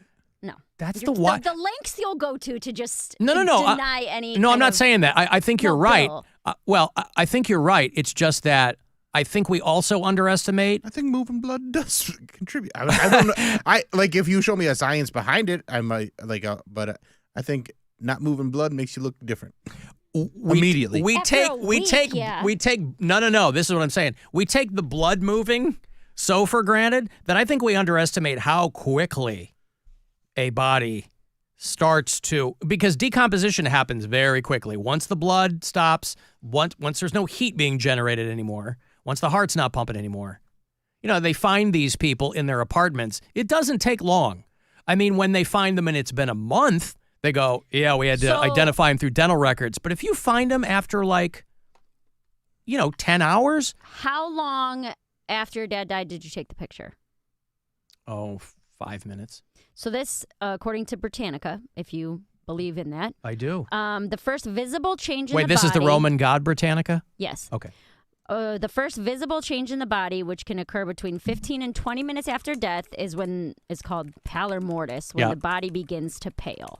Pre-rigor mortis. So it takes 15 to 20 minutes. 15 to 20 minutes. Okay. So All not right. not Not 5. Not 5. No, I'm not saying Yeah. 5. I'm saying I'm trying to- power of suggestion to me. Correct. Yeah. Right. Right. Okay. Well, yeah, power of suggestion is a thing, but I didn't know how long it would take, but I figured the blood not moving had to take effect pretty quick. In 15 to 20 minutes, I feel like it's pretty quick, but not immediately. Well, you have a lot of small blood vessels in your face. Maybe you do. Mine's So- huge. Yeah! Big ass blood vessel. in my face. My capillaries are massive. You could drive a truck through them. Mm-hmm. Wow, good for you. That's exciting. Look at these capillaries. Hey, Geraldine's on the phone. I was just talking about you. Hey. Oh, you mean this wasn't completely coincidental? No, I knew it. I wanted to know if my real question was if like out of the three of you, like if Bill won the money, would you kill him, and so on and so forth. Right. Well, that was the I question. wasn't sure if you touched. Yeah, I did. Like if those two cowards wouldn't do it, but I said I'd kill them both and then give each of their families $1 billion. Yeah, neither Mary nor I said that we would kill Bill for the $3.6 billion. Now, we say that because it's completely made up and it's theoretical, but if we discovered that Bill was now the proud owner of $3.6 billion, you best believe Mary and I would be having a side conversation. And part of the movie, I don't know if you mentioned this, it was legal. Like it was legal. Yeah, we figured that out. Okay. Yeah, but I'm also sorry. because no, it's okay. I think that we would also be considered the prime suspects. I have to think, or I mean, obviously, But it's legal, though. Mary and I would do it and frame his girlfriend. Obviously. But I mean, but it's legal. You're allowed to. No, And I you don't get have that But then money. you still have to live with it. Just because you're not in jail. true. Oh, you it's still one- have to live with the... $1 billion you have to live You with still it. have to live with the guilt. Oh of no, knowing I have to what live you with did. the guilt course. and $3.5 billion. GIF of Woody Harrelson I- drying his tears with money. I might kill Bill, actually. I'd kill Bill, but not Alan. Now that I'm going to change my answer. I figured that much. Mary But, would kill Bill for $500,000. What are you talking about? I was just no curious Friday get about downs ever again. She would kill me for a blue check mark on Instagram. That's actually very true. It's very true. Exactly. Okay. Now, I was just curious. I was just thinking about it, and I just wanted to see what you guys had in you. Yeah. Thank you, Geraldine. Thank you. Love you All guys. right, you too. Give that baby a smooch. Okay, I got to take a break. You want to go see the Black Crowes? You know, they were set to open that Aerosmith arena tour, and then that whole thing fell apart. We do have them coming up on the iHeartRadio Music Festival, but provided that you didn't win one of our trips to that out in Vegas, you can just hang out locally and see the Black Crowes. So I got a couple of tickets for you. Why am I coughing all... Why am I coughing all of a sudden? Oh, just the mere mention of the black. I guess my capillaries are getting too wide or something. All right, Black Crowes tickets on the way, and we'll be back. The Alan Cox Show on 100.7 WMMS and everywhere you go on our free iHeartRadio app. Weekdays on 100.7 WMMS and 24/7 on our free iHeartRadio app. Rover's Morning Glory. Melania Trump has teased that she has a memoir coming out. It's a tell-all. The book is simply titled Melania. What is going on, Melania? Melania. It'll be released on You should release a October. memoir. Moron is what it could be called. Melania. Rover's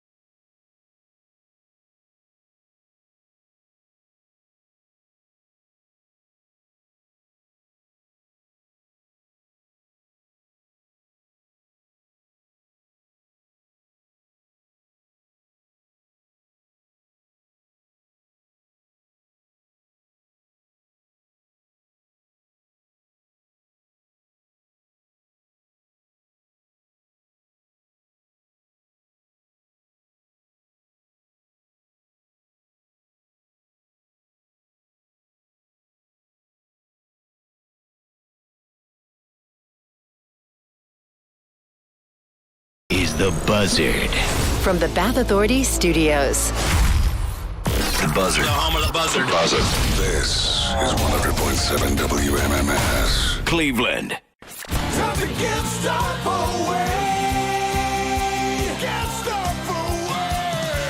All right, let's get you set up to see the Black Crowes. The Robinson brothers are back together again. A lot of name calling, a lot of finger pointing, a lot of hurt feelings, a lot of acrimony with those two.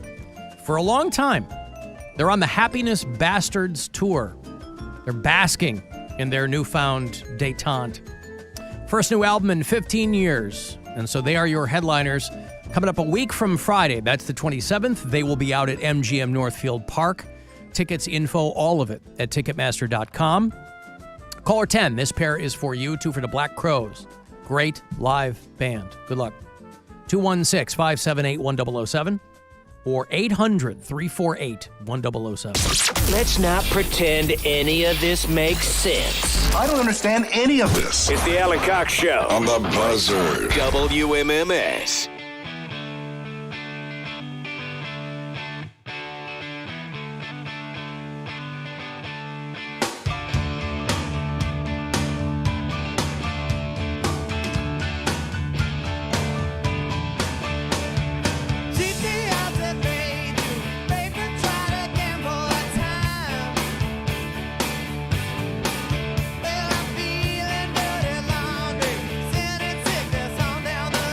Black Crowes from Atlanta, Georgia, I think. Their drummer, I don't know if he's back with them. I think Steve Robinson, what's his name? Steve?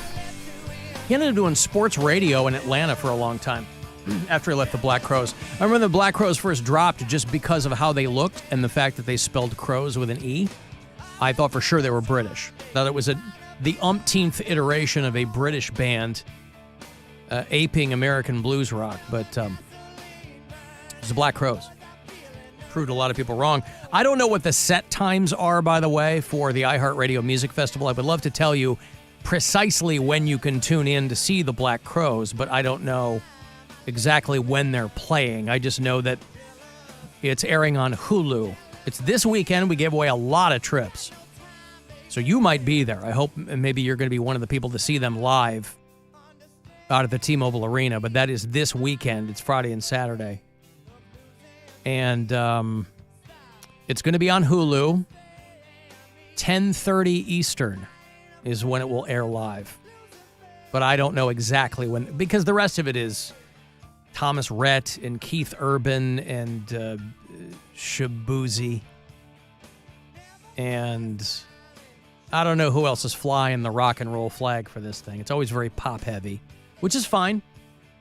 But I would very much like to see the Black Crowes. So if you peek in on that this weekend, it's over there on Hulu. And then I'll have more tickets for you tomorrow and Friday. See the Black Crowes here in Cleveland. Guardians will play tonight. They're 1 up, 1 down with the Minnesota Twins right now. They lost last night after beating them on Monday night. So they got 2 more of these. 6:40 tonight is the first pitch around the corner of Progressive Field. I was looking over the postseason outlook. This is where all the math comes into play. This is where all these guys have to win, these guys have to lose.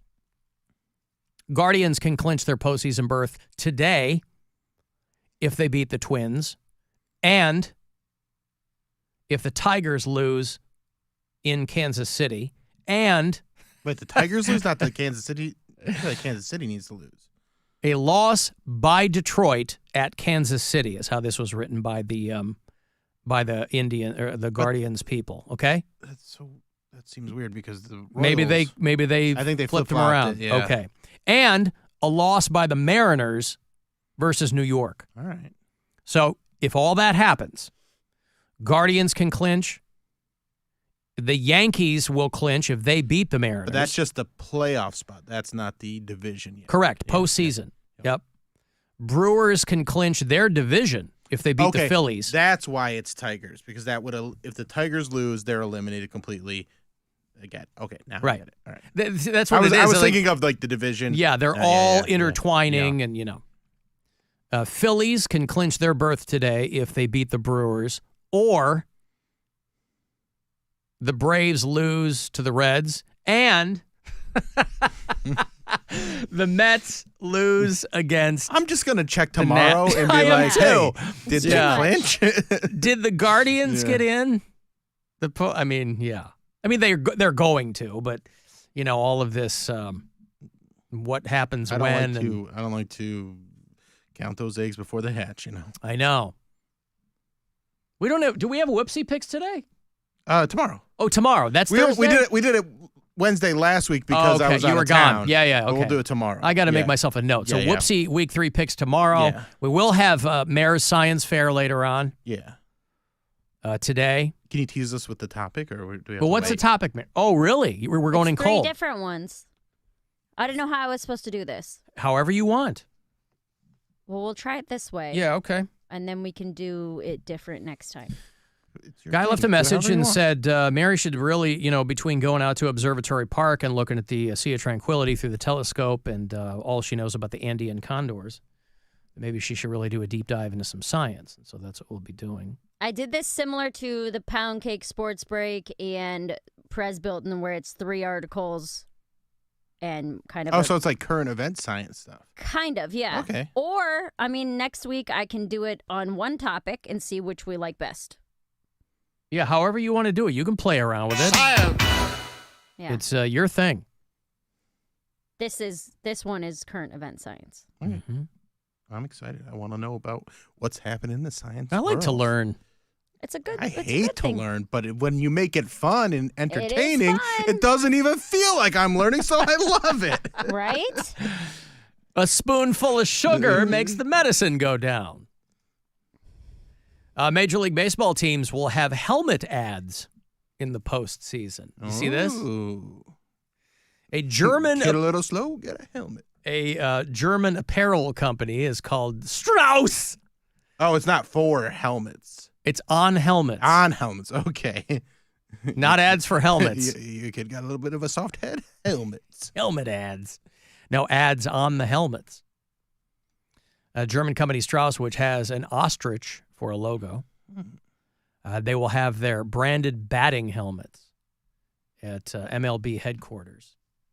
And this is not, listen, they've been putting ads on more and more things.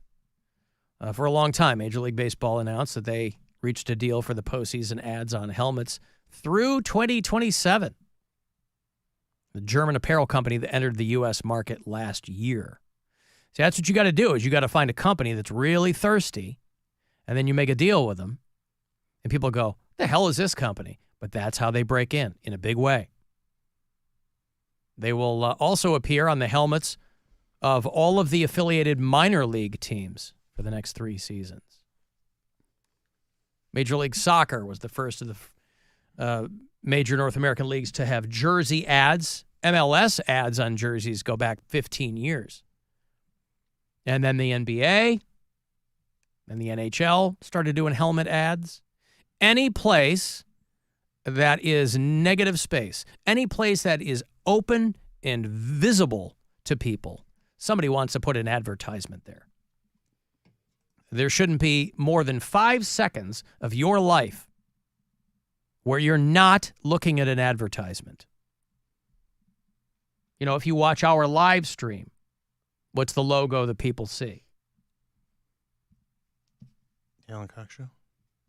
That's right. That's the right. So then they can leave messages and call me and say how much they love me. Alan, you don't scare me or scare a fly or anyone on what they say if it's going to go on broadcast. I mean, who are you? Are you God or something or what? You know, you go around talking about that Big Brother's watching you. You don't frighten me at all. You know, you can't scare me one iota. You know, you got to be kidding yourself. You know, who do you think you are? You don't scare him, Alan. Is that it sounds like that's not Political Joe, is it? A sober-ish Political Joe? I don't know. Remember maybe. Political Joe? Yeah. I called him that because he would call just hammered and get upset with me for saying something he didn't like. About politics, usually. Yeah, hence the name. Hello, Alan Cox. I thought you heard that. Well, you know what? You're liberal pieces. It just doesn't make any sense. What is your problem? You use your platform for your Democratic problem? What is the problem in the United States right now? The baby formula thing. And Trump would have a baby formula task force, and there'd be all that. And you know that. God, remember when the baby formula shortage was all anybody was talking about? Yeah. Baby formula shortage. Well, anyway, I don't know if that was the return of Political Joe, but it sounded similar enough to me. But he wants me to know, for whatever reason, that I don't scare him. And that's good. You have unwittingly complimented me. I don't know where you're coming from. It feels very context-free. But I'm not here to scare anyone. I'm here to, boy, let's do the checklist. What are we here to do? Hopefully entertain. Boy, accidentally, possibly illuminate. We've got Mayor's Science Fair coming up. That's coming up. What time are we doing that? That's going to be around 4:30. Okay. Yep. In the 4:20 segment. So you won't have to wait long. Maybe right a half an hour or so? Yeah. Yeah, next segment, we'll do Mayor's Science Fair. And that guy won't be scared. And I think that that's good. I also hope he's not scared by sperm news, because I've got some of that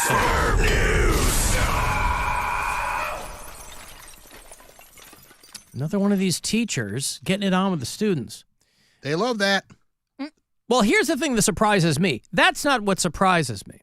What surprises me is how the other students acted as a lookout. Well, that doesn't surprise me. Really? Yeah.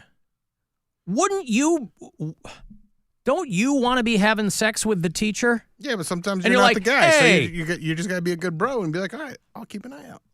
Oh, you're saying bros in addition to hoes. Bros so they can have hoes. Oh. Haley Clifton Carmack is 27 years old. Here's a picture of her if you're watching the live stream. She is facing up to 4 years in prison. She's 27 years old. She is a married woman. Mm-hmm. This is a Missouri school teacher accused of having sex with a student at the school while his friends kept lookout in the classroom.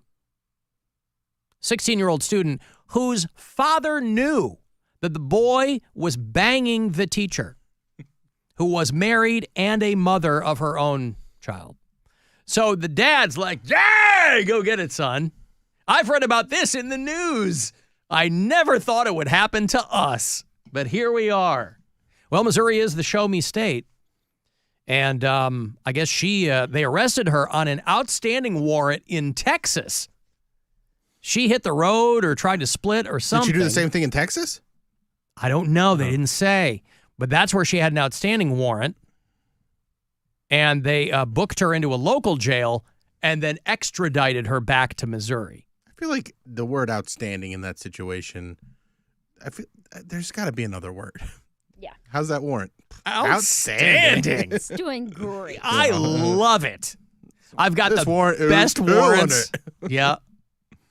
One student told police that the teacher told the boy he was the reason that her divorce was pushed through. Student also told police that they learned about the alleged relationship with the teenager, showed them photographs of their back with scratches, and then said that the scratches were from the teacher after he had sex with her in his driveway. Second witness informed police that the boy's father knew his teenage son was having sex with the teacher. And that the boy's father said that the son and the teacher, he was the one who told them that the students had been used as lookouts. Had sex in the classroom there. Way to be a snitch, Dad. Yeah, God. On advice of her lawyer, the teacher refused to share the passcode for her phone. So, yeah. We're going to need to see her phone. Nope. Throws it in a lake. Before leaving for Texas over the holidays, she stopped by the boy's house to say goodbye. She had left her job. She just headed out of town on the way to Texas. That's where they scooped her up. Her husband filed for divorce last year. But the So they weren't in. Details were kept under seal. And, yeah. But I'm just fixated on the notion of, like, you're doing the teacher there, and other dudes are, like, looking out the door. I mean, they're probably, I don't know if they're looking out the door. They're probably standing casually, trying to look nonchalant. But you can't stand in the room because you're not going. Somebody comes up to the door, you're not going to see him. You got to see him ahead of time. So right. So if you're like standing out, like I don't think you're peeking your head out. No, you're milling outside the classroom. Just hanging out, and then like milling around. Caw, caw, caw. Look up here! Look up here! Yeah. The Trojan Company is the subject of a class action lawsuit. We're talking about elderly people and STDs, how those are skyrocketing for a variety of reasons, one of which is people are living longer. There are chemicals to keep them hornier than ever. And about 3% of people over 65 even F with condoms. And Trojan is being sued because their condoms allegedly contain forever chemicals. Ooh. Everybody is going to, by the way, have to be indemnified. There's going to have to be like tort reform or something over these class action lawsuits with forever chemicals because they're in everything now.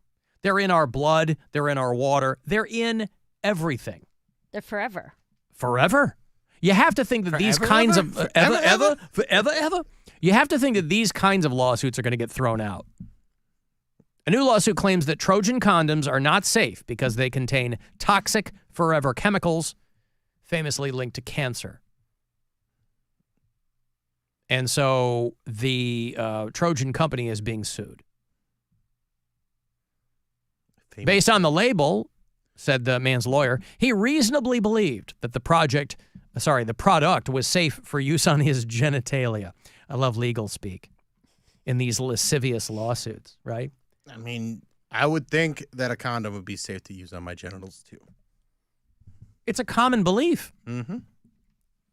Had they disclosed on the label that the products contained the PFAS, you see that a lot now, PFAS. That's what they talk about with forever plastics and chemicals and things like that. Turns out condoms were the cigarettes of the wiener. Oh, no. I want to be sure you know how to use a condom, rubber, a raincoat, a boner bucket, party hat, squirt skirt, love sock. I remember when my dad caught me using a condom. He marched me around to the garage and made me use a whole box. That's illegal. So the Trojan people, whatever happened to Trojan Man? Remember Trojan Man, and the guy would come in. I feel like that was like 1998. That's what I'm saying. It was a long time ago. Whatever happened to? I feel like they said this is not having the effect that we want. Really? So we're going to come up with a new advertising plan. You're implying that people laughed at Trojan Man. But that was a campaign that lasted for a while. It did. I remember it. Yep. And a brothel in Boston, and I'll wrap up the sperm news here. A brothel in Boston is trying... Is it called Sam Madams? BillSquire.com for tickets. Where are you next? This weekend with Bobby Kelly. The next weekend, I'm at the Retro Incorporated down in Wadsworth. Those tickets are almost sold out, so get those right now if you're down. Retro Incorporated. Retro Inc. is the name of the bar. Wow. Yeah. BillSquire.com for those tickets down in Wadsworth on the 28th. Sam Adams was good, wasn't it? That was good. I'll give you that one. That one was good. If Mary says it's okay, it's okay. A Boston brothel has asked the highest court in Massachusetts to keep the identities of the affluent and high-profile customers secret. Dozens of elected officials, doctors, and lawyers are fighting to keep their names private as customers of an alleged brothel. And they are hearing arguments on both sides of the case. I wonder if our former boss Chris Ty was on that list. Chris Tyler. Tyler, yeah. Not Chris Ty. Chris Tyler. Yeah, okay. He's there in Boston. Yeah, he's there in Boston. Yep. Where you at? Sam Adams, Chris Tyler. So, but imagine you're on that list and you are sweating it. Oh, yeah. You're like, oh, please keep my name private. And they're probably local people, right? But I mean, it's not like anybody we would know. Who's the most famous person to get busted for something like that in New England? The owner of the Patriots, Robert Kraft. Robert Kraft. So could he be on that list? Yeah, but didn't he get busted in Florida? He got busted in Florida, but it doesn't mean he wasn't doing it. It probably wasn't up the first in North. time. Yeah. How often do you get caught on the first time? Yeah. You know? I don't. Some people get caught the very first time. It's just their bad luck. Yeah, You're but saying I don't he think would, he did get caught the first time. I think he's doing this regularly, and I'm guessing he's got a place that he goes up in New England. But you really think he would try it? I figured the whole Florida thing was because there was no way he wanted to do it in the vicinity of where he lived. But he may have done. I mean, he may have done this a long time ago. How far back do the records go? Yeah, I don't know. The And leader, also, the horniness is real. The ringleaders allegedly operated through websites advertising nude Asian models. Those are enticing. I can't control my horny level. Nude Asian models for professional photography. That was their front. And so they said, the lawyer said, if you pick a profession, they're probably represented in this case. Military, government, professors, scientists. I'm here for the sex. Doctors, lawyers, all of it. Hoping to keep their names private. And if you're right, and Robert Kraft has anything to do with it, I bet they will emerge victorious. And what a victory for privacy laws. Of course, the other side says this is an issue of transparency. These are the kinds of things that lend themselves to, say it with me, freak-off parties. Oh. I was like, lawsuit. With Sean Diddy Combs. There's some sperm news. Hey, if you're a Pink Floyd fan, the band Wish You Were Here are celebrating the 30th anniversary of them being a band and the 50th anniversary of Pink Floyd's Wish You Were Here album. They're going to do 2 nights at the Agora after the first of the year, the 3rd and 4th of January. I'll get you a couple of tickets for that second night. I Wish You Were Here at the Agora. Want to text me for anything else, 35192 to do that. We'll be back. The Alan Cox Show. On our free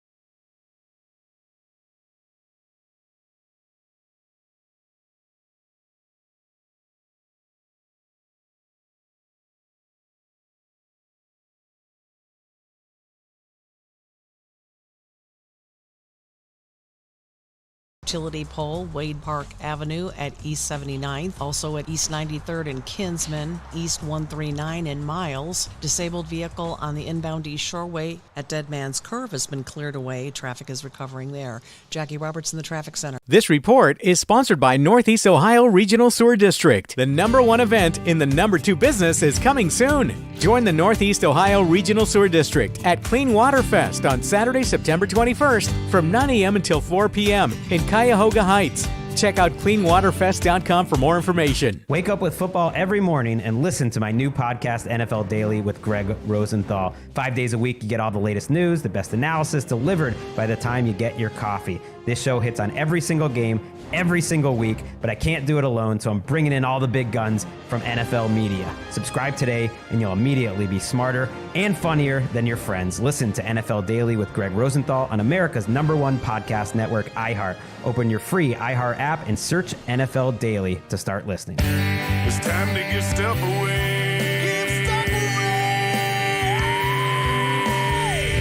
All right, one of the best Pink Floyd tribute bands out there are coming back to Northeast Ohio. Wish You Were Here, who will be celebrating not only 50 years of Pink Floyd's Wish You Were Here, but they are celebrating 30 years together as a band. They're doing 2 nights at the Agora, Friday, January 3rd, Saturday, January 4th.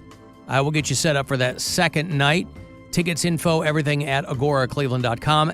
Both nights, of course, they'll do Wish You Were Here in its entirety and all the Pink Floyd classics that you love. So caller 10, these are for you. Wish You Were Here at the Agora, the second of 2 shows.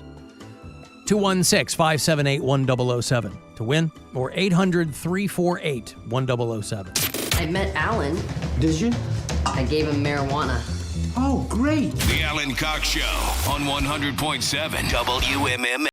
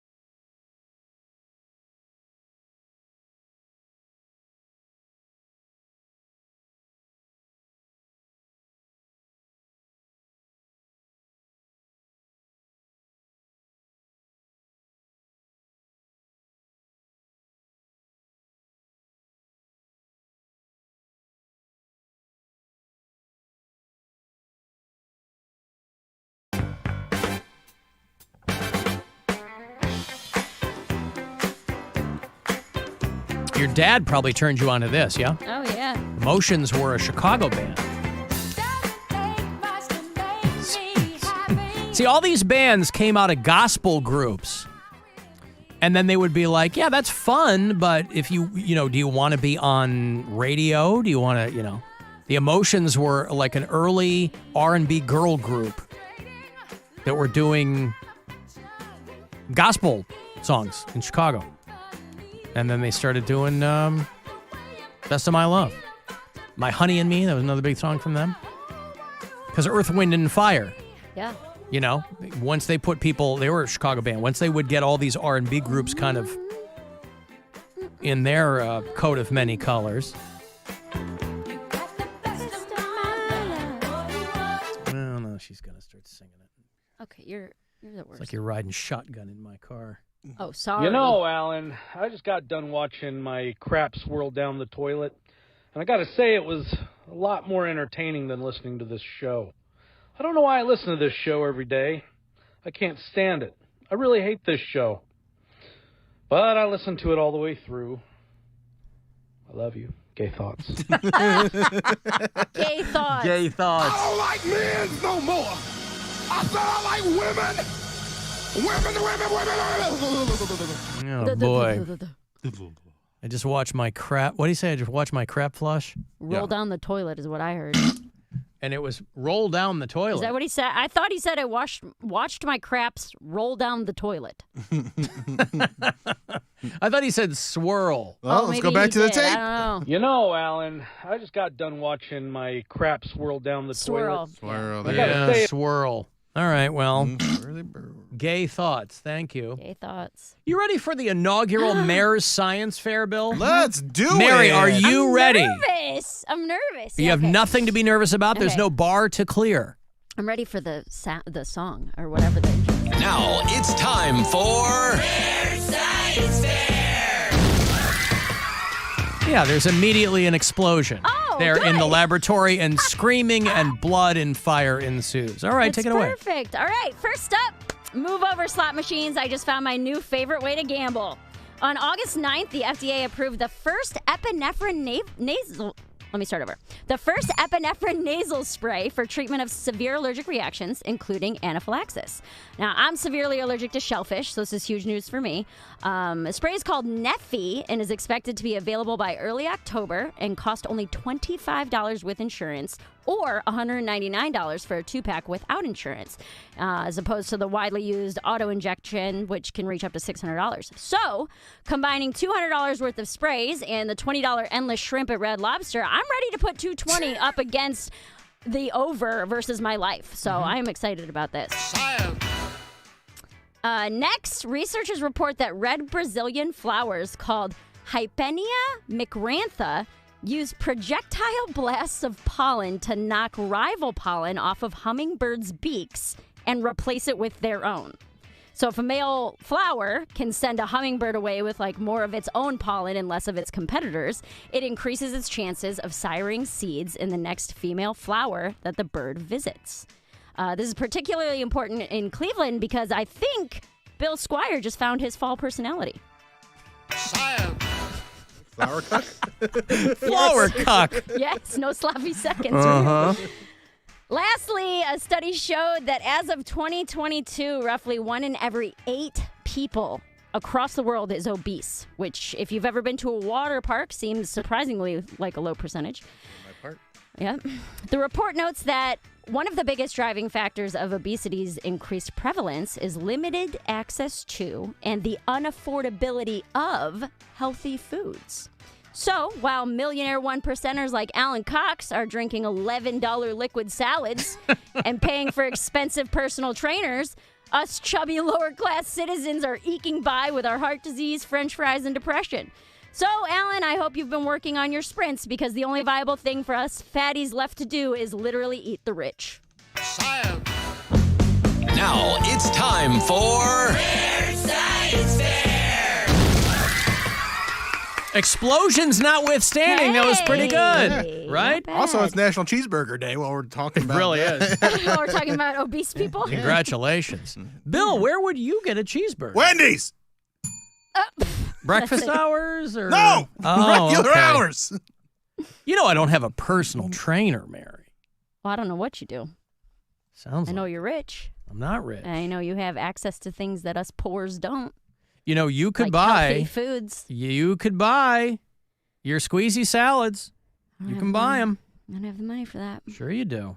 I have money for chips. and You're 25-cent out. Pops. You're out there buying $15 sandwiches because that's how much they cost. You don't know anything about me. I've had a lot of people, and I have to assume that they're not all rich. I've had a lot of people hit me up. Hey, what's the name of that salad place? What's the name of the salad website? And I tell them. Now, I don't know if they go through with it, but, you know, squeezy salads. Salad Power is the company. Salad Power. Hashtag not an ad. I don't get anything from it. Where was the science? It was all science. What are you talking all about? science. All science. Science is a liar sometimes. Mm-hmm. The science behind developing a nasal treatment for severe Yup. allergic reactions. I think that's really cool. That is actually very cool. It's very cool because then, like I said, with it only being $200 without insurance, other ones are like $600, and you don't have to use a needle. Yeah. So you can go out and I can enjoy crab again. I think that's what I took from the article. Was that if you have I would the like severe confirm before you go try sure? it. Yeah. No, I don't think so. Be like, just huffing epinephrine. Dive right in. Yeah. Yeah. One spray before, one spray during. We'll be fine. You know, they're still digging into the life and times of this Ryan Routh. This is the guy who, he didn't take a shot at Trump, but he had guns with him and stuff. He certainly seemed to have that intent. And this guy had plenty of trouble with the law. Politically, he's been all over the place. His son said that his dad's been mentally ill for a while. And one of his former neighbors in Greensboro, North Carolina, said that the family was weird. That the guy was weird. And that he kept a horse in his house. And that I guess that's one thing that made him weird. Only thing I seen, they had a horse in the house. I mean, a whole live horse in the house. But like I said, the guns and stuff and all, I mean, but yeah, they were, kind of weird in the house where the living room is at. Put hay all in there and the big old live horse. And the horse, yeah. I had told all my friends because they didn't believe me. I took a picture of the horse in the house. Good size, nice llama. Is that the same lady, the good size, nice llama lady? Sounds like it's pouring rain there, and she's talking. That woman's name is Kim Mungo. And Ryan Routh used to live next door to her and kept that horse in the house, and she told all of her friends, there's a horse in this house. There's a horse in this house. There's a horse in this house.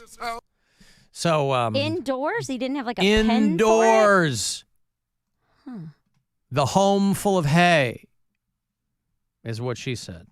And she would tell all of her friends. Nice way to rat the guy out, Kim, before all this mishigas. She said that she would tell all of her friends that the guy had a horse. And he wasn't supposed to have that.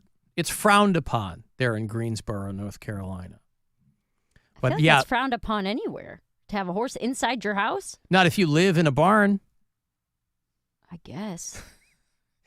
Then you are in their house. Then the horse tells all his friends, yeah, they were really weird. They had a guy living in their barn.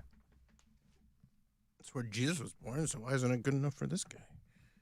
Exactly. But this guy's got a jacket going back to the 90s. Bad checks, felony firearm possession, possession of a stolen vehicle, multiple counts of possession of a weapon of mass destruction. He was allegedly making bombs. The guy had moved to Hawaii and had left his house. The neighbor said he moved to Hawaii and left his house empty. I want to know if it's empty except for the horse. Was the horse still in there? She's like, they didn't bother me and I didn't bother them. They had a horse in their house and all kinds of guns. Kim Mungo living there next door. And she said that he owned a business called United Roofing and told cops that I guess she was one of the first people to identify this guy. She said he was a nice guy, But clearly he had a whole lot of things going on. And that the guy was kind of largely estranged from his own children. And she said he never expressed any political views. Now, to me, the other thing I saw in this guy, this should have been the biggest red flag that the dude was psychotic, is that apparently he was an absolute beast on the pickleball court. Ooh. A guy who was his partner playing pickleball there in Hawaii, he said he was a really mild-mannered guy, but he was an absolute fiend on the pickleball court. He had to get it out somewhere, man. Yeah. He said he played really hard, and he was just okay. You know those people, we've all played some kind of sport with somebody whose reach exceeds their grasp. They're really into it, to the point where it's like uncomfortable to kind of play with them because they're so into it. And for this guy, it was pickleball players. He said he was the only one out there who would dive for the ball. So this guy was intense.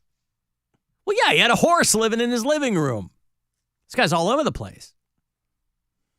You can't pin this guy down. That was his pickleball opponent. He was so used to playing against the horse. Yeah. Which is much stronger and Horses faster. are all muscle. Yeah. Take a look. I still don't know how a horse, how those tiny legs can support the giant body. My older daughter was an equestrian for 16 years, and I still, to this day, don't understand the physics of horses.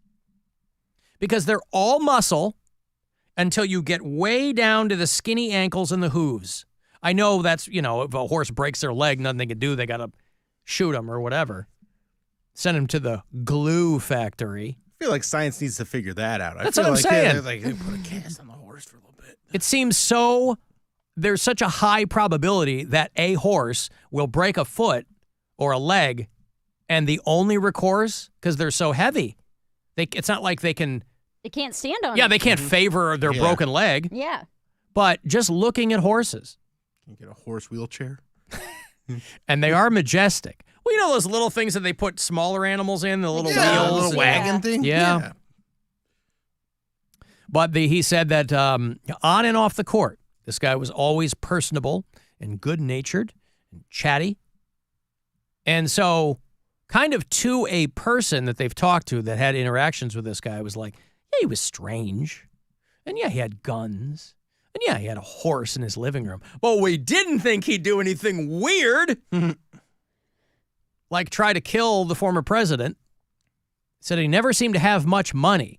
He was often borrowing pickleball paddles from other people because his were really chewed up because of the diving. And the horse. Yeah. And the horse. I mean, feeding the horse, clothing the horse, that can't be cheap. You know how much horse sweaters cost? A lot. They're made from horsehair.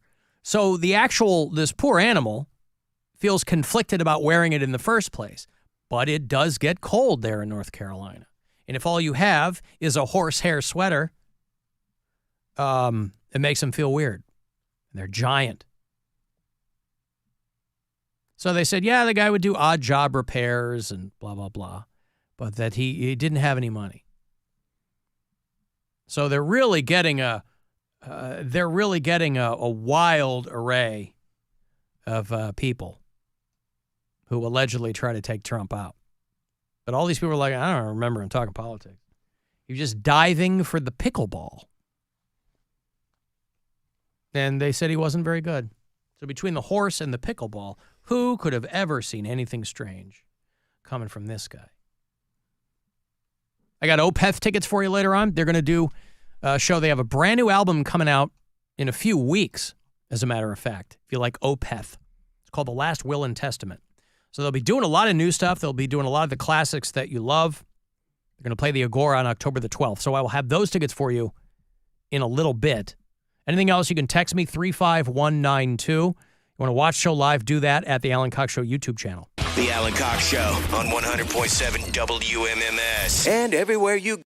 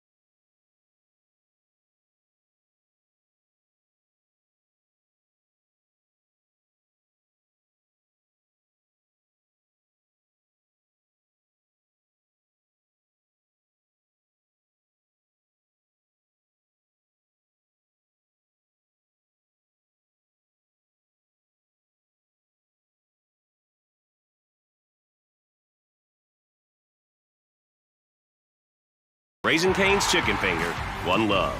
Order online or on our app.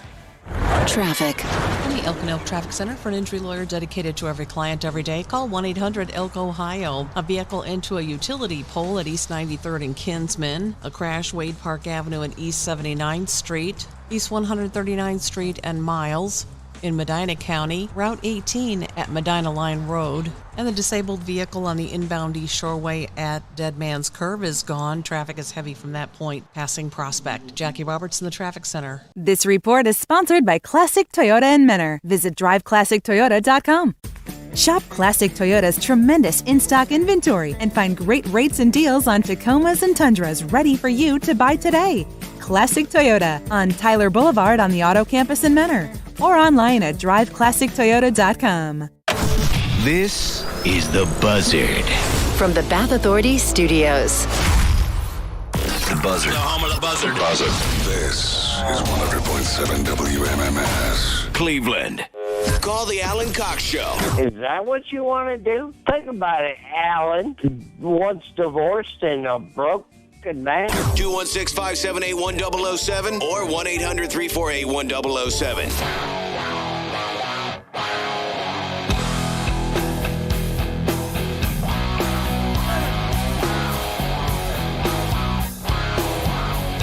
A lot of people asking me what the code is this month. CLE Clothing Company, you're going to want to use Guardian for 20% off as we get to the end of the regular season. With your Cleveland Guardians, September the 29th will be the last regular season game, and then there's all kinds of combinations and permutations as to when they clinch their whatever. Detroit's got to lose, and Seattle's got to lose, and somebody else got to win, whatever.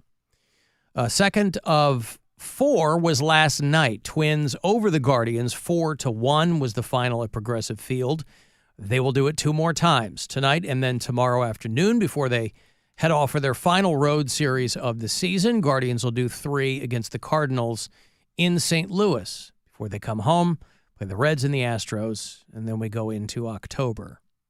But through the end of this month, a couple of weeks away, you can still use Guardian, and you'll get 20% off whatever you want at CLE Clothing Company. But 6:40 tonight, Twins, Guardians at Progressive Field. It's a beautiful night for a ball game in downtown Cleveland, where the temperature is 78 degrees and beautiful. Boy, that big, bright moon last night.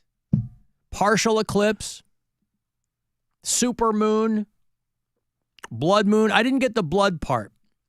I saw the huge moon. If you saw any of those like really highly detailed, high relief photos of the moon in Northeast Ohio last night, pretty exciting. Pretty cool stuff. Probably comparable to what Mary was looking at out there at Observatory Park. It's really cool. Where you could really see a lot of the detail. I didn't see a red moon. I saw a partial eclipse on a giant bright moon. Of course, I had my protective eyewear on last night as I'm standing out in my backyard wearing nothing but a crop top T-shirt.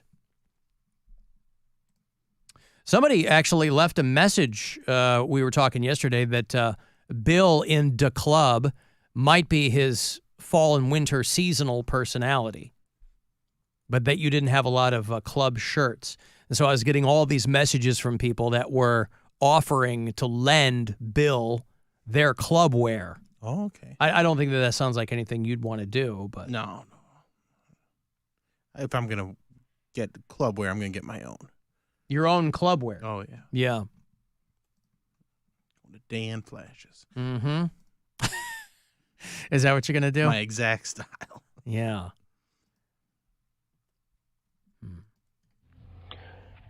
Adeline, this is Derford, and this is Hans. Oh, yeah, I'm sorry. I forgot to say, this is a German listener, Bill. Somebody named Hans. I was able to tell. Yeah, calling in, yeah. Adeline, this is Derford, and this is Hans. I have a mesh shirt that Bill can borrow, yeah. But I'm worried his nipples are a little bit larger than mine, and they would stretch the mesh. Could you ask him how large his nipples are, Alan? Hey, how large? That guy wants to know. Will your nipples stretch his mesh? No, I don't think so. Actually, Okay. My areolas can vary, but my nipples are actually Can pretty small. vary. Wow. So there's no constancy in your areola. Well, I mean, when I'm cold, they get a little tighter and smaller, and then Yeah. when I'm, warm, they can spread out. But we're also losing areola. We're also losing the data point on this guy's nipples. Yeah. He goes, I'm worried his are larger than mine, but we don't know how large yours are, Hans. But my nipples are pretty. The nipple part is actually quite small. Yeah. Whereas I have friends that have pretty. They got thick nips. Thick and I'm nips, talking about okay. dudes. Areola. Yeah. Pants has thick nips. Like they could dial an old rotary phone with them. Dude, he could. We might do that on the podcast. Today on the show, All right, Tommy we're gonna- versus Pants. Who can dial it Areola. first? Yeah. And she just never used one, so I'll make her use her fingers. But he's got to use his nips. Now, between the two of them, I have to imagine that you've potentially seen their nips as an equal amount of times. No, I've seen his a lot more. A lot more? But hers Because- are publicly available, right? Right, but He's talking about privately. He's seen Pants' more. Well, yeah, than 'cause his. of pool time. Pool time, yeah. Pool time, Pants' nips are out. Tommy's aren't. Yeah, but you could probably see hers through her suit. You could probably get a vague idea of what's going on there. Of course, they are compressed, aren't they? Yeah. Yeah, in a suit. In a suit, yeah. So you're saying he's not wearing a shirt in the pool. He's not doing the JD Vance. You have a picture of JD Vance?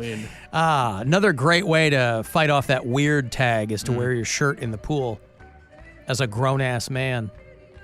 Okay, well, that guy wanted to know if you're, I guess he was trying to help you. I appreciate it, but I don't think my nipples will stretch out your mesh top. Okay. Well, good. Well, there you go, sir. There's your answer. If you want to send that mesh top along, something to consider. Hey, gang, Ricardo from Akron. Just calling about the differences in people when they die. I've witnessed many people pass away. And Mary, you're totally wrong. As soon as a person's heart stops, they look absolutely different. Ashen gray, eyes lose the sparkle, everything looks different. So disagree. Hate you, hate me. Love the show. He's got a good voice, boy. What's going Yeah, on he there? He knows it, too. Yeah, I He is know. really, yeah. He loves to hear himself, and I would too if I had that voice. Good pipes, Ricardo. Good grief. My point was, scientifically, do eyes lose their sparkle? Or is that like that's not my loved one anymore. Their eyes don't have any sparkle.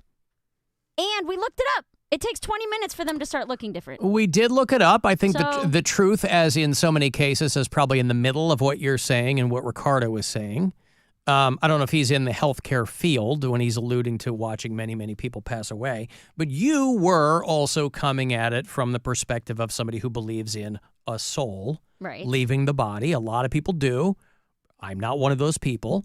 But either way, again, I was just saying I think it's the power of suggestion when I took that picture of my dad, because obviously I knew he was dead.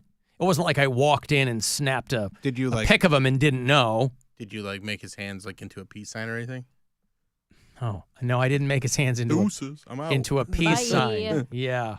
Put sunglasses on him. See yous later. I didn't weekend at Bernie's my dad, if that's what you're asking.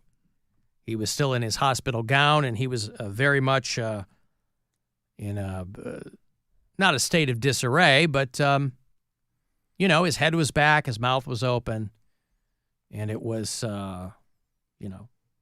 for whatever reason. You do a lot of strange things in the moment. I don't know if it rises to the level of strange, but I took that photo knowing that was the last time I was going to see him. He was never going to be that close to life again, I guess was my point, right? Having just passed away. The next time I saw him, he would have been dead for 48, 72 hours, whatever it was. Mary, what do you think souls are made of? Personality, love. Cotton candy? Yeah. What's but that's the substance. But like, what's the substance? Like, That's the substance. it's personality. It's intangible. Okay. It's not made of anything. Right. It's an amorphous thing. If you believe in it, All right, it can be anything you want it to be, I don't right? know if it's like steam or something. Yeah. Yes, steam. That's it. It's made of steam. Alan, I think Mary is the actual millionaire in hiding. Have you ever spent nearly $1,000 on a meal that contained no meat? Listen, whatever Mary wants to do, her big, massive vegan restaurant meal that she and Brian went on a while ago. I never spent nearly $1,000 on a meal. Our one expensive meal in almost 5 years. Yeah, you're but right. still contained no meat. I mean, So when what? Gwen and I had dinner on Friday night in Ohio City, the place that had all the lantern flies on the patio roof, right?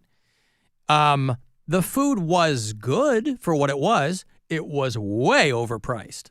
Yeah. And I got a filet. And so, yeah, almost $1,000 on a vegan meal. Now, I always chalk that up to they're probably not doing the kind of traffic that other places are doing, so they got to charge that. But you also still got to find people No, 'cause willing to it's- pay that. It's like a 3 or however many stars you can get Michelin restaurant. And 9 It's like courses or something, right? 10 courses, Yeah. and it's one of the highest ranked restaurants in the country. So it's not, the fact that it didn't have meat doesn't change its rating. Michelin stars, probably. Right. Yeah. Well, there are very high-end vegan restaurants. You'll probably never go back. No, definitely not. That was a one-time deal. Yeah. Hey, Brandon. Hey, what's going on, Alan? How are you? I'm good, bud. Brandon, hello. What can I do for you? Oh, hey. I just, going back to the J.D. Vance comment. I'm a Trumper. I don't like J.D. Vance whatsoever. But you made the comment about him wearing a T-shirt in the pool. I think your co-host that sits across from you, he wears a T-shirt in the pool. I never wear a T-shirt in the This pool. is that dude. He's like from Pennsylvania or something. He's like, oh, no, you got to tell me. Oh. He's always like leaving messages on the app or whatever. And it's, wow, a shocker. Yeah. You're a Trumper. I'm blown away, Yeah. Brandon. No, I'm a fat guy, Isn't but that I don't crazy? care about wearing Wait, so how do you, well, Yeah, okay. I don't care, dude. I take my shirt off. But and I don't want to No, get you in the, don't. No, you don't. You said it in the past. Brandon, You I don't said it want to the get past into couple the, years. Brandon, focus. Brandon, I don't want to, I went swimming every weekend this Okay. summer, and I didn't take off, and I didn't wear a shirt in the Why, pool. why hasn't he washed? Why hasn't he tried to bend over and touch his toes like he washes? touch your his feet in the toes, shower? Bill. Bill, get over there, Yeah. touch your toes. He What are you can't talking do about? it. I'm He gonna can't buy do you it. a, He's lying. I'm gonna buy He's you a lying. capicola and He egg is from lying. Permanis. He's not from freaking Pennsylvania. Brandon, you got I've it. been You're in not Ohio from my whole Ohio. life. You're from the border or Yeah. something. Where are you from? Oh yeah, 740, bud, all day long. I don't know the area codes, Brandon. Where are you from? Okay, I'm from Ross County, Ohio, an hour south of Columbus. Oh, so it's more Kentucky than anything else. But it sounds Pennsylvania. Say that. I mean, no, it's not. No. I mean, okay. Listen, I believe you. I don't know where you're from. I'll believe you. I'm just saying I lived in Pennsylvania for a long time, and everybody there sounds like you. So that's Yeah, why I well, was. Yeah, well, you're wrong, but that's fine. Right. sound Okay. weird. Thank you, Brandon. Thank you, pal. Yeah, I can touch my toe. Keep the good stuff coming. Thank you, Brandon. He's always leaves. He gets mad because he leaves these dumbass messages on the app, and I don't play them because they're just stupid. They're like like that. Ask Bill why he does. I'm like, what are you talking about? My toes. Like, What are you talking about? yeah, like I'm a big guy, but I'm not like immobile. Like You're like a I'm not- golem or something. You're Right. lumbering around and I'm not like the dude from Dune. yeah. Alan called me crazy, but I don't think Hans really cares about the mesh shirt. I think he wanted Bill to just describe his nipples. You got what you wanted, Hans. You think it could be as simple as that? That he just wanted to hear about your nips, Hey, no problem with that. right? That's what he wanted to hear. It's a free country. Let me tell you about this girl in Indiana who got a DUI, was so drunk they didn't want to take her in the jail. This is how they do it there in Seymour, Indiana.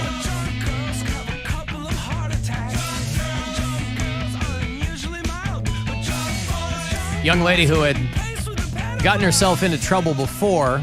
Seymour, Indiana is essentially exactly halfway between Indianapolis and Louisville, Kentucky. And this lady got arrested for disorderly conduct, and so they were going to take her off to jail. But then they took her to the jail. They had to drive her 19 miles to the Jackson County Jail. And then they did the breathalyzer on her, and she blew a .255. That's a lot. She was hammered. Dang. They found her in an alley with a bottle of whiskey hanging out of her purse. She was slurring her words, had a hard time sitting up, so they arrested her. They called an ambulance. The paramedic said the only thing wrong with her is she had way too much to drink. So they take her to the jail, and they wouldn't let her in. They said her blood alcohol content was too high. The staff refuses to put them in the jail, so we had to have somebody go out and sit in the parking lot with her to wait for her alcohol level to come down. Dang. I didn't even realize that was a thing. You think that's a liability thing? Sometimes they'll send you to rehab. They'll send you to like a rehab center or a detox But it's literally called the drunk tank. Right, why wouldn't they put her in a cell? If they're afraid that you're going to die or you're so drunk your stuff's going to start shutting down. But what is the parking lot have? Then why have her in the parking lot? That I don't know. I've never heard of that. I mean, she's not trying to have an abortion. I'm sure that's when they'd feel most comfortable leaving a woman out in the parking lot. But I would think that, if you're hammered and that you've blown the thing, I think that something happened in this place and they're real gun shy about it, probably. They're like, oh, no. We don't want this lady in here. So that's your mission. If you're a drunk, I don't know if it's similar here in Ohio, but at least there in Indiana, they can't be the only place doing it. If you're super mega drunk, they won't put you in jail. It's kind of a weird twist. Why not? On getting arrested for a DUI. There was a video going around. So there's a town in Florida. I don't know what part of Florida it is, but it's called Edgewater, Florida. And a couple of years ago, they elected a teenager to be their mayor. And so video was going around of, his name is Diesel Depew. Perfect. He's the mayor of Edgewater, Florida. There's video going around of him clubbing and drinking. And they're like, what? He's only 19. You elected a teenager to be your mayor. Of course, he's also accused of using racial slurs. But one thing at a time. I need alcohol! That's him on some of the video there. He was also rapping lyrics to a song called N-Words in My Butthole. Oh, did he write that one? I don't think so. No, that's the new Jay-Z Kanye collab. Yeah, it's all about it's all about the butthole pleasures for this guy. It's not about butthole pleasures at all. It's not about this rusty trombone and the dirty Sanchez. Please stop. And the Cincinnati bow tie. No, just please stop. That's enough. Cincinnati bow tie. So Diesel Depew, the now 20-year-old chief executive of Edgewater, Florida.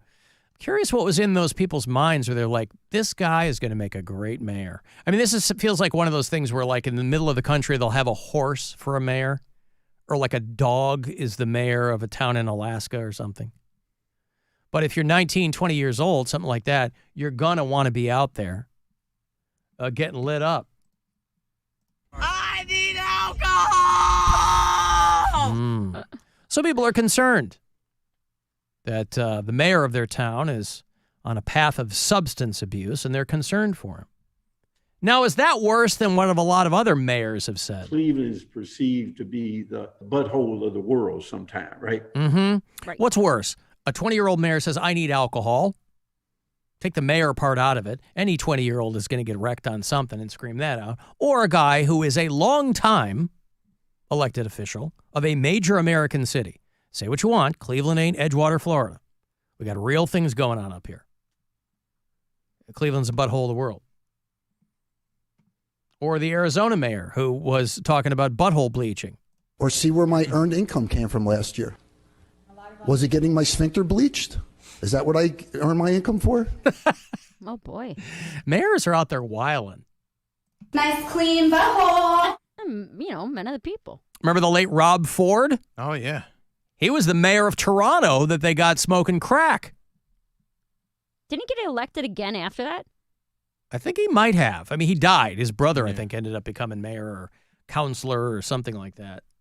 Yes, I have smoked crack cocaine. When, But sir? no, do I? Am I an addict? No. When have you? Have I tried it? Probably in one of my drunken stupors, probably approximately about a year ago. I want to be crystal clear to every single person. These mistakes will never, ever, ever happen again. It shall never happen again. Yeah, Doug Ford, or Rob Ford, rather. Doug is his brother. Rob Ford's been dead now 7-8 years. So, yeah, have I smoked crack? Yes. The Canadians love candor. Have I smoked? Yes. Do I smoke?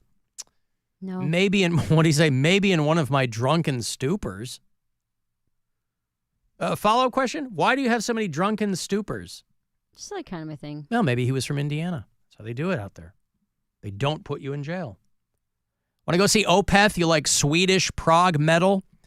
Those 3 words make it move for a lot of people. They're coming through to do the Agora. They're getting ready to drop a brand new album. They're 14th or something. I think the show is the day after the new album drops. That's out on the 11th. They're going to play the Agora on October the 12th. So if you want to go see Opeth, I will have tickets for you after the break. 35192. Text me for anything else. You can listen anywhere on the iHeartRadio app. We're just days away from our 2024 iHeart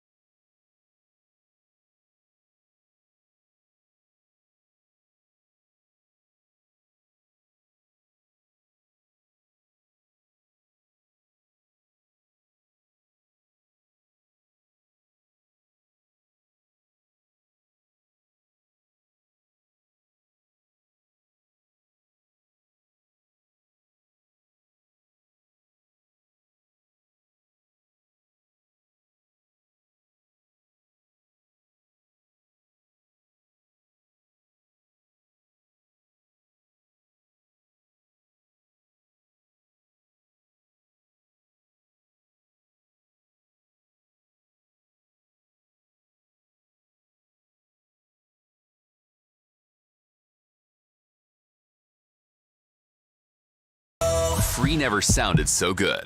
Now it's time to give stuff away. Hey, it's time to give stuff away. All right, I'm going to go see Opeth. They're getting ready to drop a new album, Swedish prog metal from these guys. Their 14th studio album is called The Last Will and Testament. It's going to drop on October the 11th, and the very next night, they will be here to play it for you live in Cleveland, Saturday, October the 12th. There was a long time these guys didn't even tour when they were dropping albums. And now they seem to dig it. October 12th at the Agora, agoracleveland.com for all the details. Caller 10, you got 2 for Opeth. Right here. Good luck. 216-578-1007 or 800-348-1007. It's not every day you hear him complain about something. Wait, yes it is. Alan Cox. On 100.7 WMMS.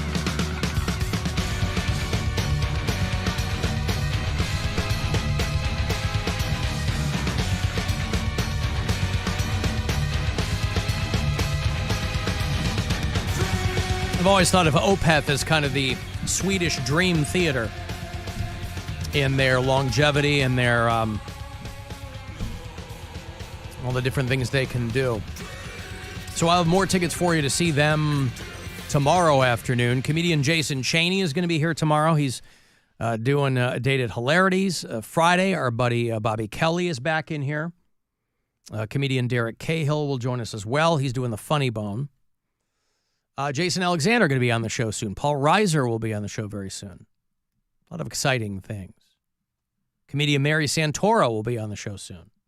When? Next week. Ooh, Yeah. exciting stuff. Yep. She's good. This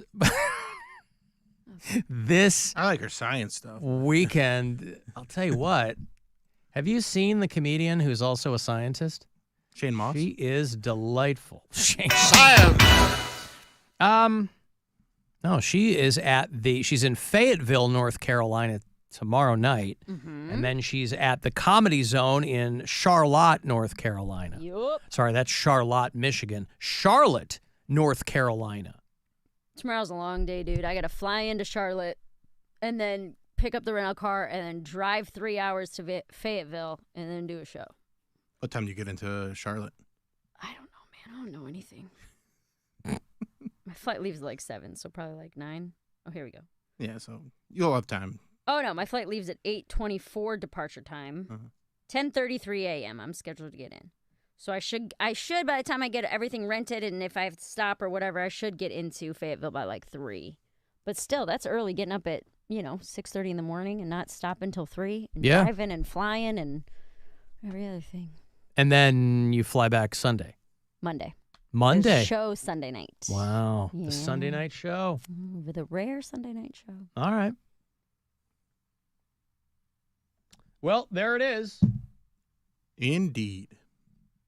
At least you're not flying out of Cleveland Hopkins International Airport. Correct. Which just ranked dead last in bad. customer satisfaction when compared to similarly sized airports. It finished 15th out of 15 medium-sized metro airports. Cleveland Hopkins got a 580 out of 1,000. It's not a good airport, dude.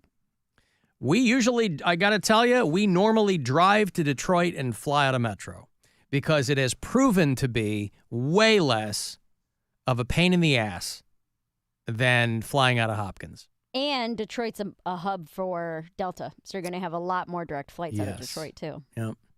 Last year, Cleveland Hopkins ranked 13th out of 16 mid-sized airports, so we actually went down. Last year, we were ahead of Bradley Airport in Hartford, Connecticut, and Hollywood Burbank Airport. Both of those finished. They got their acts together, whereas Cleveland Hopkins did not. Cleveland Hopkins did poorly in several categories, including getting to the airport. I don't know how that's their fault, that people have a hard time getting to the airport. Like location. Yeah, but that's not their fault. They are where they are. Right. Ease of travel through the airport and bathroom cleanliness. They scored very, very low on. Listen, once you're at the airport and once you're inside, that's on them. But I don't know how you score airports on getting to the airport. I feel like traveling through, like, because it's just 3 different, isn't it? It's like What? A, B, and C gates. And they're just pretty much like you go. But it's all the same. You don't get dropped off at different places. It's all the same building. Yeah, that's what I'm saying. Like, but it's not hard to get through it. I don't know. I mean, the gates are like you go to A, B, or C. Yeah. I don't see how that, like, cleanliness of bathrooms, that could be an issue. And the bathrooms are super small. Like the stalls are real tiny, so you can't even like really. You can take your luggage in with you, but you're also then your knees are hitting your luggage while you're sitting on the toilet. That's how I like it. And they're super outdated too. That way I know where my luggage is. Because I'm sitting on the toilet, my eyes are closed. So if my knees are touching my suitcase, I know it's still there. And I also keep my toilet paper in my suitcase. Are they saying there's not enough moving walkways? Well, to be fair, they are doing that major thing next year, right? They're building like a new terminal. They're spending $3 billion out at Hopkins next year. I mean, there's also only there's only 2. I might be mistaken, but I'm pretty sure there's only 2 lounges there, and they both kind of suck. Yeah, you're living that lounge life. I'm not. People Bill's are. not. I know. A lot of people Yeah, are. a lot of you millionaires are. Millionaires. It comes with my credit card. Whatever. Just get a different credit card. Whatever. I pay for my airplane tickets in cash, Mary. You literally can't do that. It's against the law. Don't tell me what I can't do. Okay. Cash is king, baby. Not at the airport. Yes, it is. The gate agent puts it right in her pocket, waves me through. Here you go, Mr. Whatever your name is, I don't want to know. What lounge do they have at Cleveland Hopkins? They have a United Lounge, and they have what's called the Club, which some credit cards come with a membership called Priority Pass. It's a sandwich and a lounge at the airport. But they're both small, and the food isn't very good. Yeah, Mary's living the lounge life. She's It's the going best over there. with the amount- Oh, it's breakfast, but there's a roast beef station. Cool. Let me go over and get a muffin out of this chafing dish. Usually when Looks good. Can I get some scrambled eggs with my red wine? Like I was so like I did not time my flight back well from Spokane. Like I got to the airport 20 minutes before, and I have TSA pre-check now, so I made it to my gate. Pre-boarding started at 5. I got there at 4:58, and so. Or like boarding started at 5, and I got there at like 4:58, so I got there just in time. But I cut that a little too close, and usually I like to give myself at least a little, like I'll be sitting at the gate for a half an hour or so. But cut that one. I made it, but it was a nail biter. Yeah, it was a nail biter. Photo finish. And everybody just doing TSA pre-check now, so the line after I got in it was completely down the entire terminal. Like if I had gotten there 5 minutes later, I would not have made that flight. Yeah, that was more fun before everybody was hip to TSA pre-check, because you used to just sail through that. It's still fast. Like I got through it in 15 minutes, but there's a lot more people doing it. So, 15 out of 15 mid-size airports, when they looked at all airports, only 7 were worse than Cleveland, and some of them were huge. Atlanta, O'Hare, Newark, when all the airports are lined up, those are worse. That I would sit in Newark forever. So you still have room to improve, which theoretically they will, because they're building a new terminal, and so next year they're dumping a ton of money into Cleveland Hopkins. Hopefully they use it wisely. And I'm sure that they'll be breadcrumbing that information out about how much greater life is going to be once my understanding, and I don't want to blow up anybody's spot here, but my understanding is part of this $3 billion rebuild out there is we're going to get 2 Sammy Hagar Cabo Wabo cantinas. Oh, yeah. Now we're Come on, baby. Mas tequila. Hey, Scott. Yes. Hello, Scott. Yeah, Scott's here. Yes, hello, Scott. Alan's here. Hey, I wanted to comment about your the Cleveland Hopkins Airport. I drove my wife over there today, and this was noon. There was 0 parking spaces available on airport. You mean So like that's- long-term and short-term in the garages? There were no spots? All the garages were full. Wow. And I don't know if you know that a few years ago they tore down a parking garage that was on property there. Yeah, I I remember don't know why that. they did that. They're about to tear down And, that hotel that's right there and make that into parking. Yeah, the too. Sheridan. Yeah. Yeah, but I don't know if that's going to be a garage or just a surface lot. But that's still not going to be enough parking for what they say is a growing airport that's doing great things.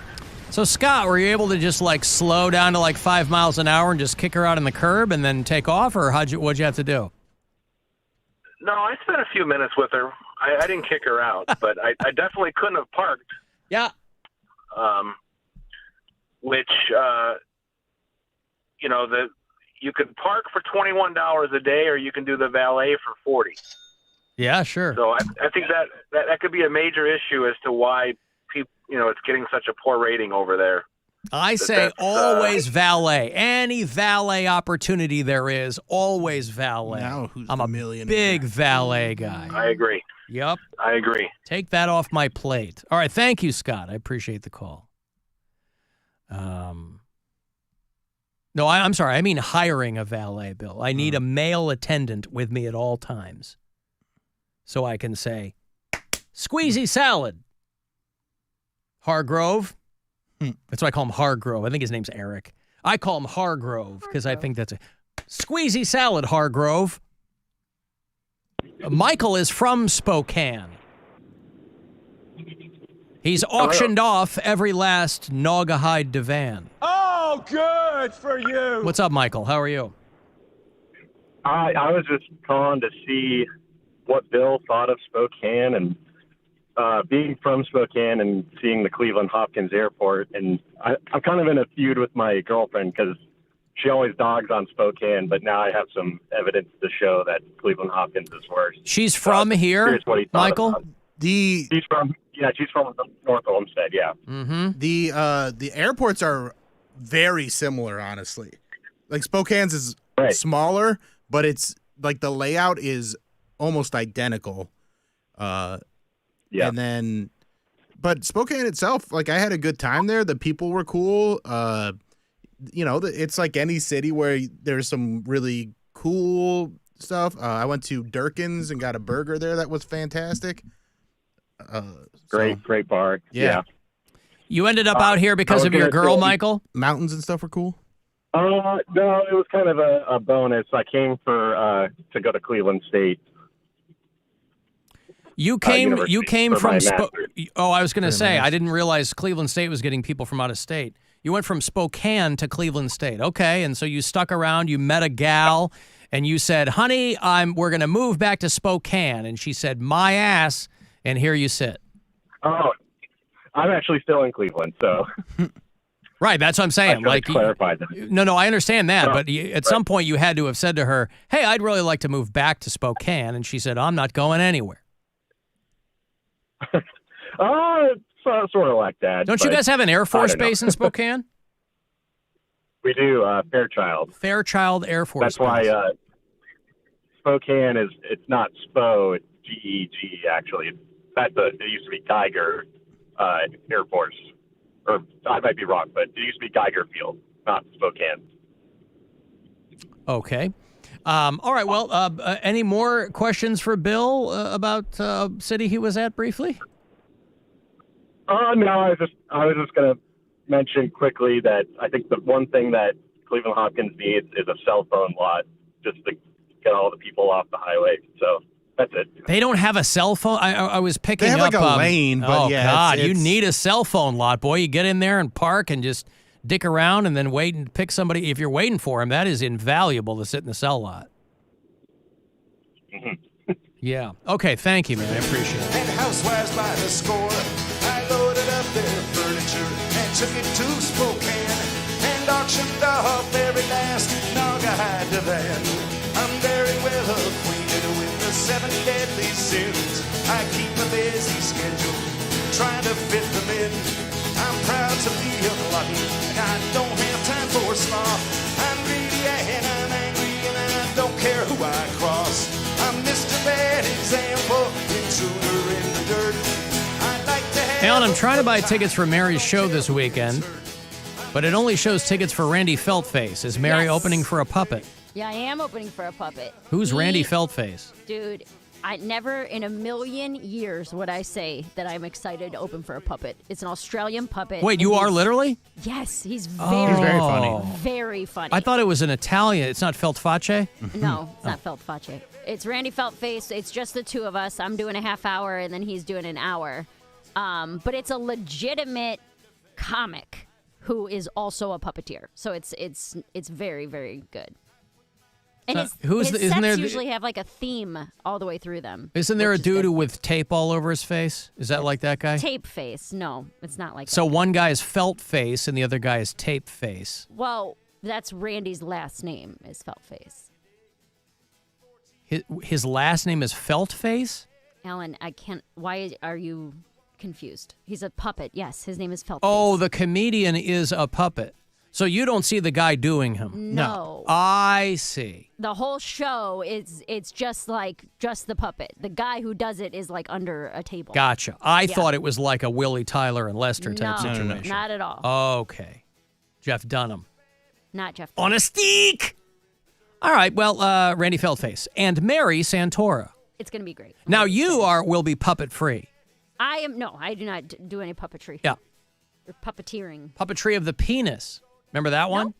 No? Oh, very popular back in the day. All right, I got to take a break here. If you want to send me a text, 35192. You can watch the show if you like at the Alan Cox Show YouTube channel. next night. Wake me up for meals.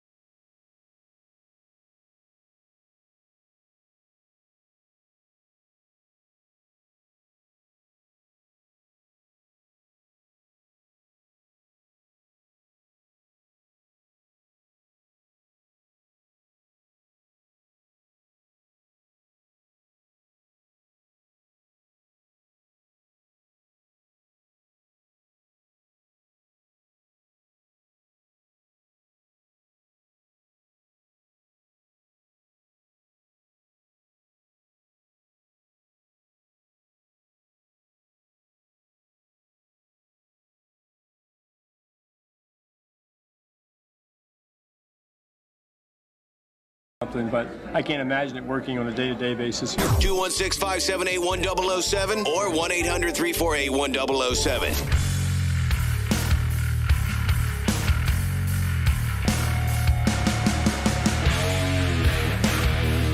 That promo there for Hispanic Heritage Month, she said, no one can top us. Good pun. Right? Pretty good. Working in those little Easter eggs.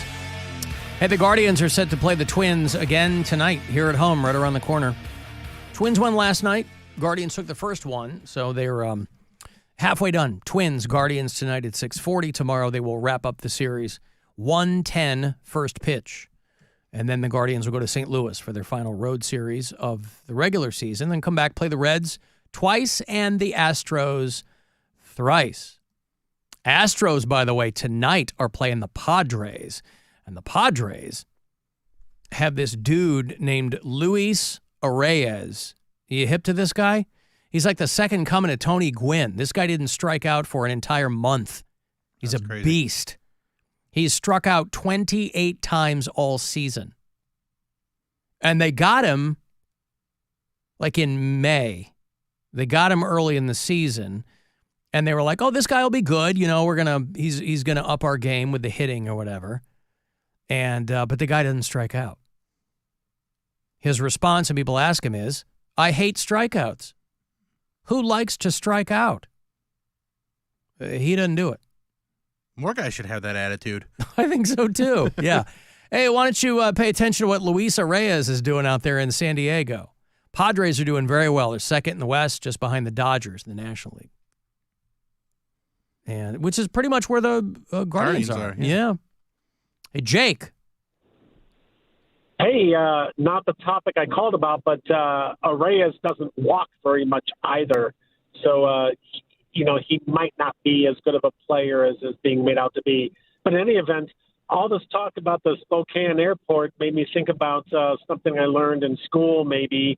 I might be mistaken, but I think in the 1960 presidential campaign, John F. Kennedy referred to that city as Spokane, and it cost him maybe the entire state of Washington. I'm not sure. We all know that he won the election, but that gaffe on mispronouncing that main city in Washington may have cost him a little bit, just like how sometimes politicians mispronounce Nevada and call it Nevada, and it's right. Just, kind of weird there. But me and you, Alan, we're about the same age. We might remember that. Well, especially since during that particular election run, he made a bunch of trips to Spokane. You'd think that one person would have said, hey, man, it's not Spokane. It's Spokane. You've gone there a bunch of times. It feels weird saying Spokane every time, though. Does it really? Because my brain sees Spokane. The E at the end. Yeah, E at the end. That's Spokane. Indeed. Yeah. That's why there's so many, there's so many cities that you just got to know, if you're going to be talking to the people who live there, how to pronounce it. And, yeah, Spokane. Wilkes-Barre, Pennsylvania, right? Well, even the people who live there all say it differently. Half of the people who live there say Wilkes-Barre. Half of them say Wilkes-Barre. Some of them say, Barre, whatever. So they can't even figure it out. But, yeah, okay, thank you, Jake. I appreciate it.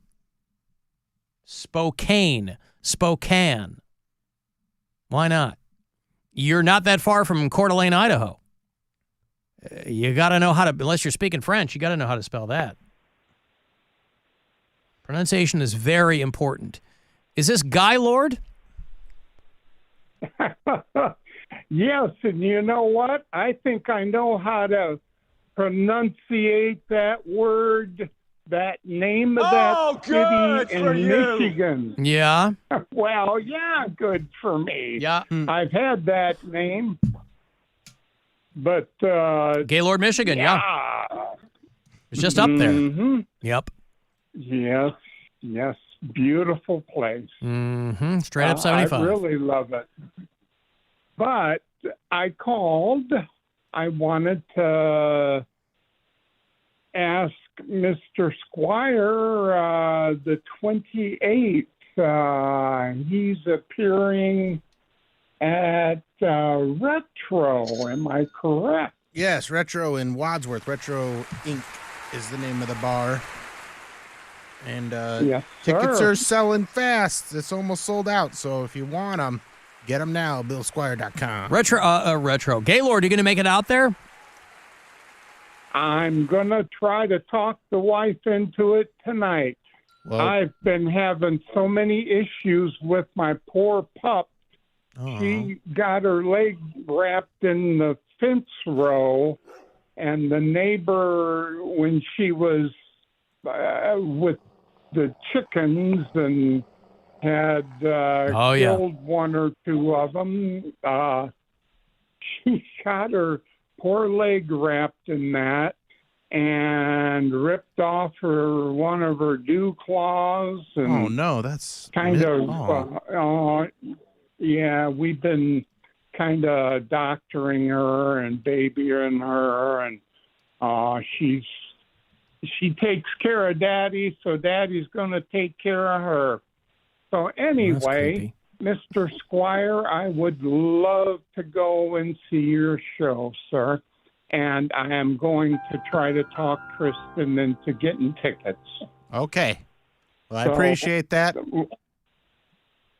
Good luck, Gaylord. And I hope everything is well with everybody. I love all of you. All right. So have a good one. You too. Thank you, Gaylord. There's Gaylord. If Gaylord can convince his wife to get to Bill Squire's show, you can certainly make it out there. There's Gaylord whose dog is there's a bustle in his fence row, as it were.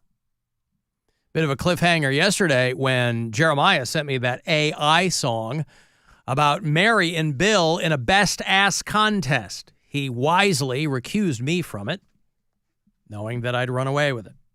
Pardon the pun. And but the song was largely about, hey, there was really no conclusion to it. Well, I finished. We finally got the conclusion to the song.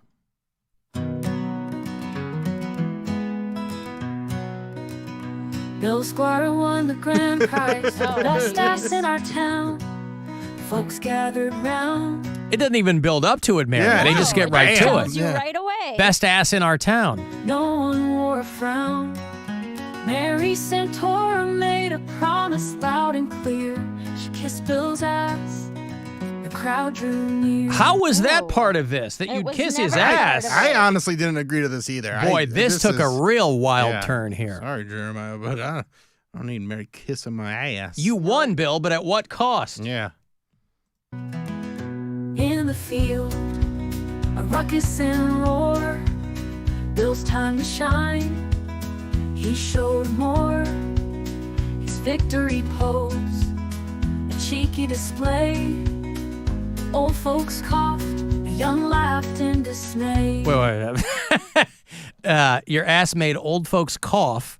But young people laughed in dismay. How do you laugh in dismay? You've never been so stressed out and sad that you just laugh? Because there's nothing else really you can do. That's my butt. That's what, I was going to say, that's what his ass does to the young folks. But this song's really taking us on a journey now. I mean, It's my ass, Bill cried, proud and true. Mary stepped forth with a task to do. But before the kiss, with a wink and a jest, it better be wiped, she put him to the test. What? Before the kiss, with a wink and a jest, Mary said it better be wiped. And she put him to the test. No wonder those young people are laughing in dismay. No wonder the old folks are coughing. Potential fecal flakes in the air. It's taking a downward turn.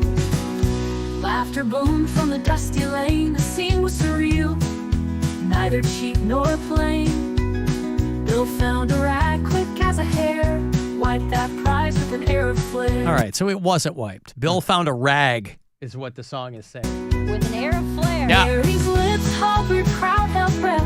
The scene was surreal, act worth the jest. In a town where nothing much happens at all, Bill and Mary stood proud and tall. Still proud and tall.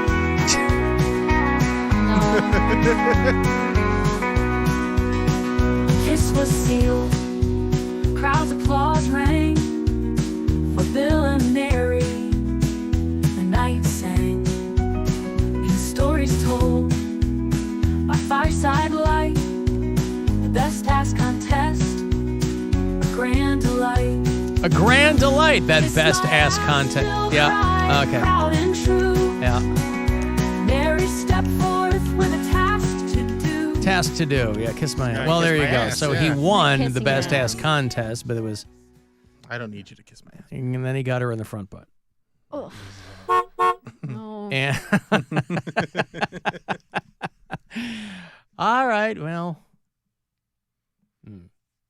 It's not about butthole pleasures at all. It's not about this rusty trombone and the dirty Sanchez. Sanchez. Please stop. And the Cincinnati bow tie. Well, just please stop. That's enough. Boy, I'm going to get it when I get home. Why were you talking about beer holes and penises on the radio, Daddy? She was so low. Now when you talk to her, it's like talking to a scientist. It's talking to a kid Yeah. now. Not even a kid. Like she's third grader. She's a smart kid too. Yeah, Though, huh? he's smart. Oh, by the way, I wanted to pour out a 40 here because this evokes some nostalgia too. It doesn't mean that they're going away, of course, but anytime you see somebody filing Chapter 11, you never necessarily know which way it's going to go.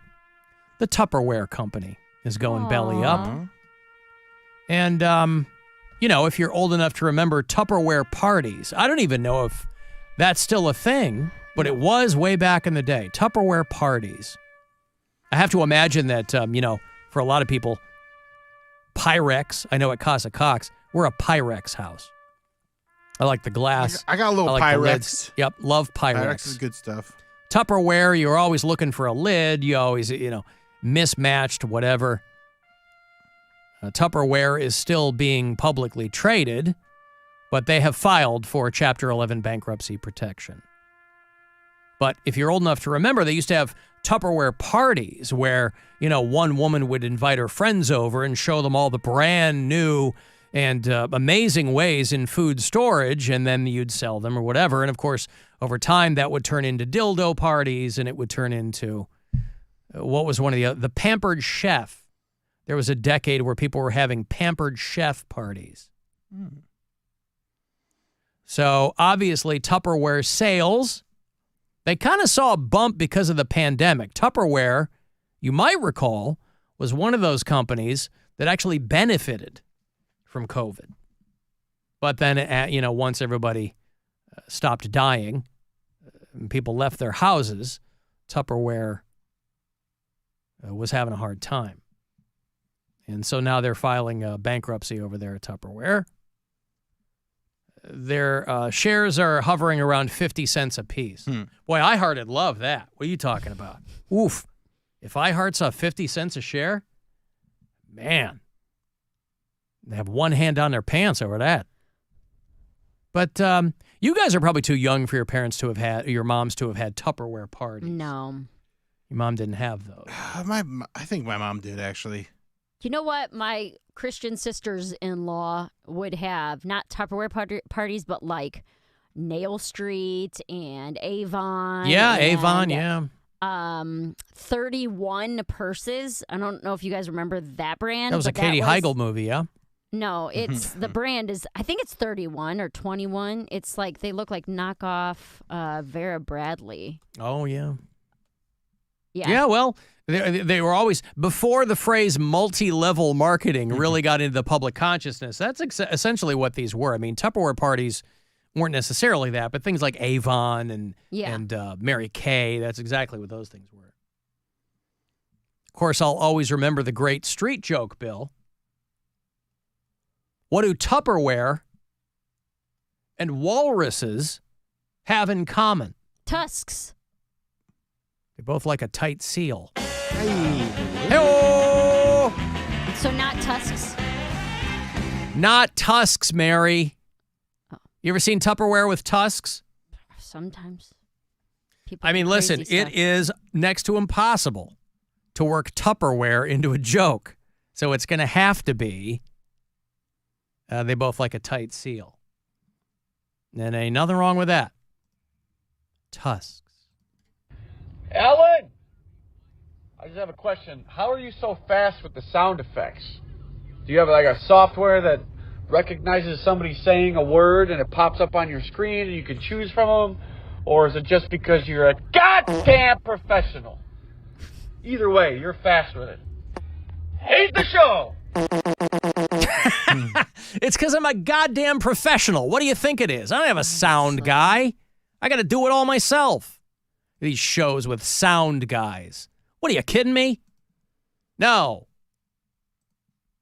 Wouldn't that be something? I'm sorry? I said, wouldn't that be something? Software that recognizes what people are saying. We can't even get the podcasts to play the ads in the right spot.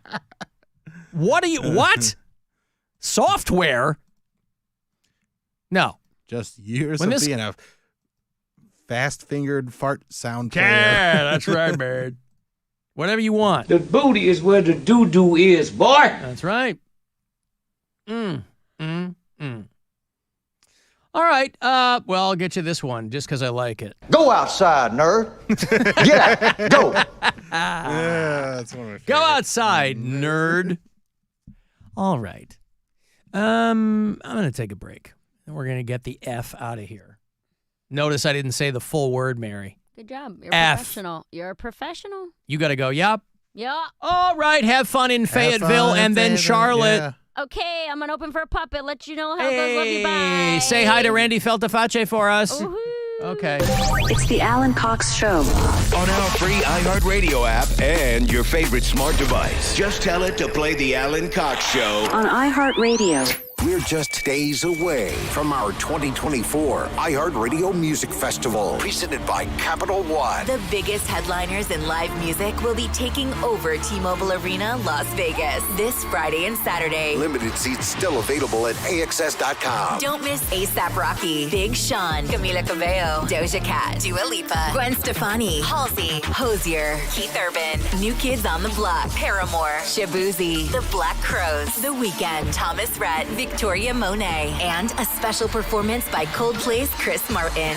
Plus, some special surprises and moments you are not going to want to miss. Our 2024 iHeartRadio Music Festival, presented by Capital One. Stream only on Hulu. And listen on iHeartRadio. This Friday and Saturday, starting at 10:30 p.m. Capital One is the proud presenting partner of the 2024 iHeartRadio Music Festival, bringing great products, rewards, and services to its customers. What's in your wallet?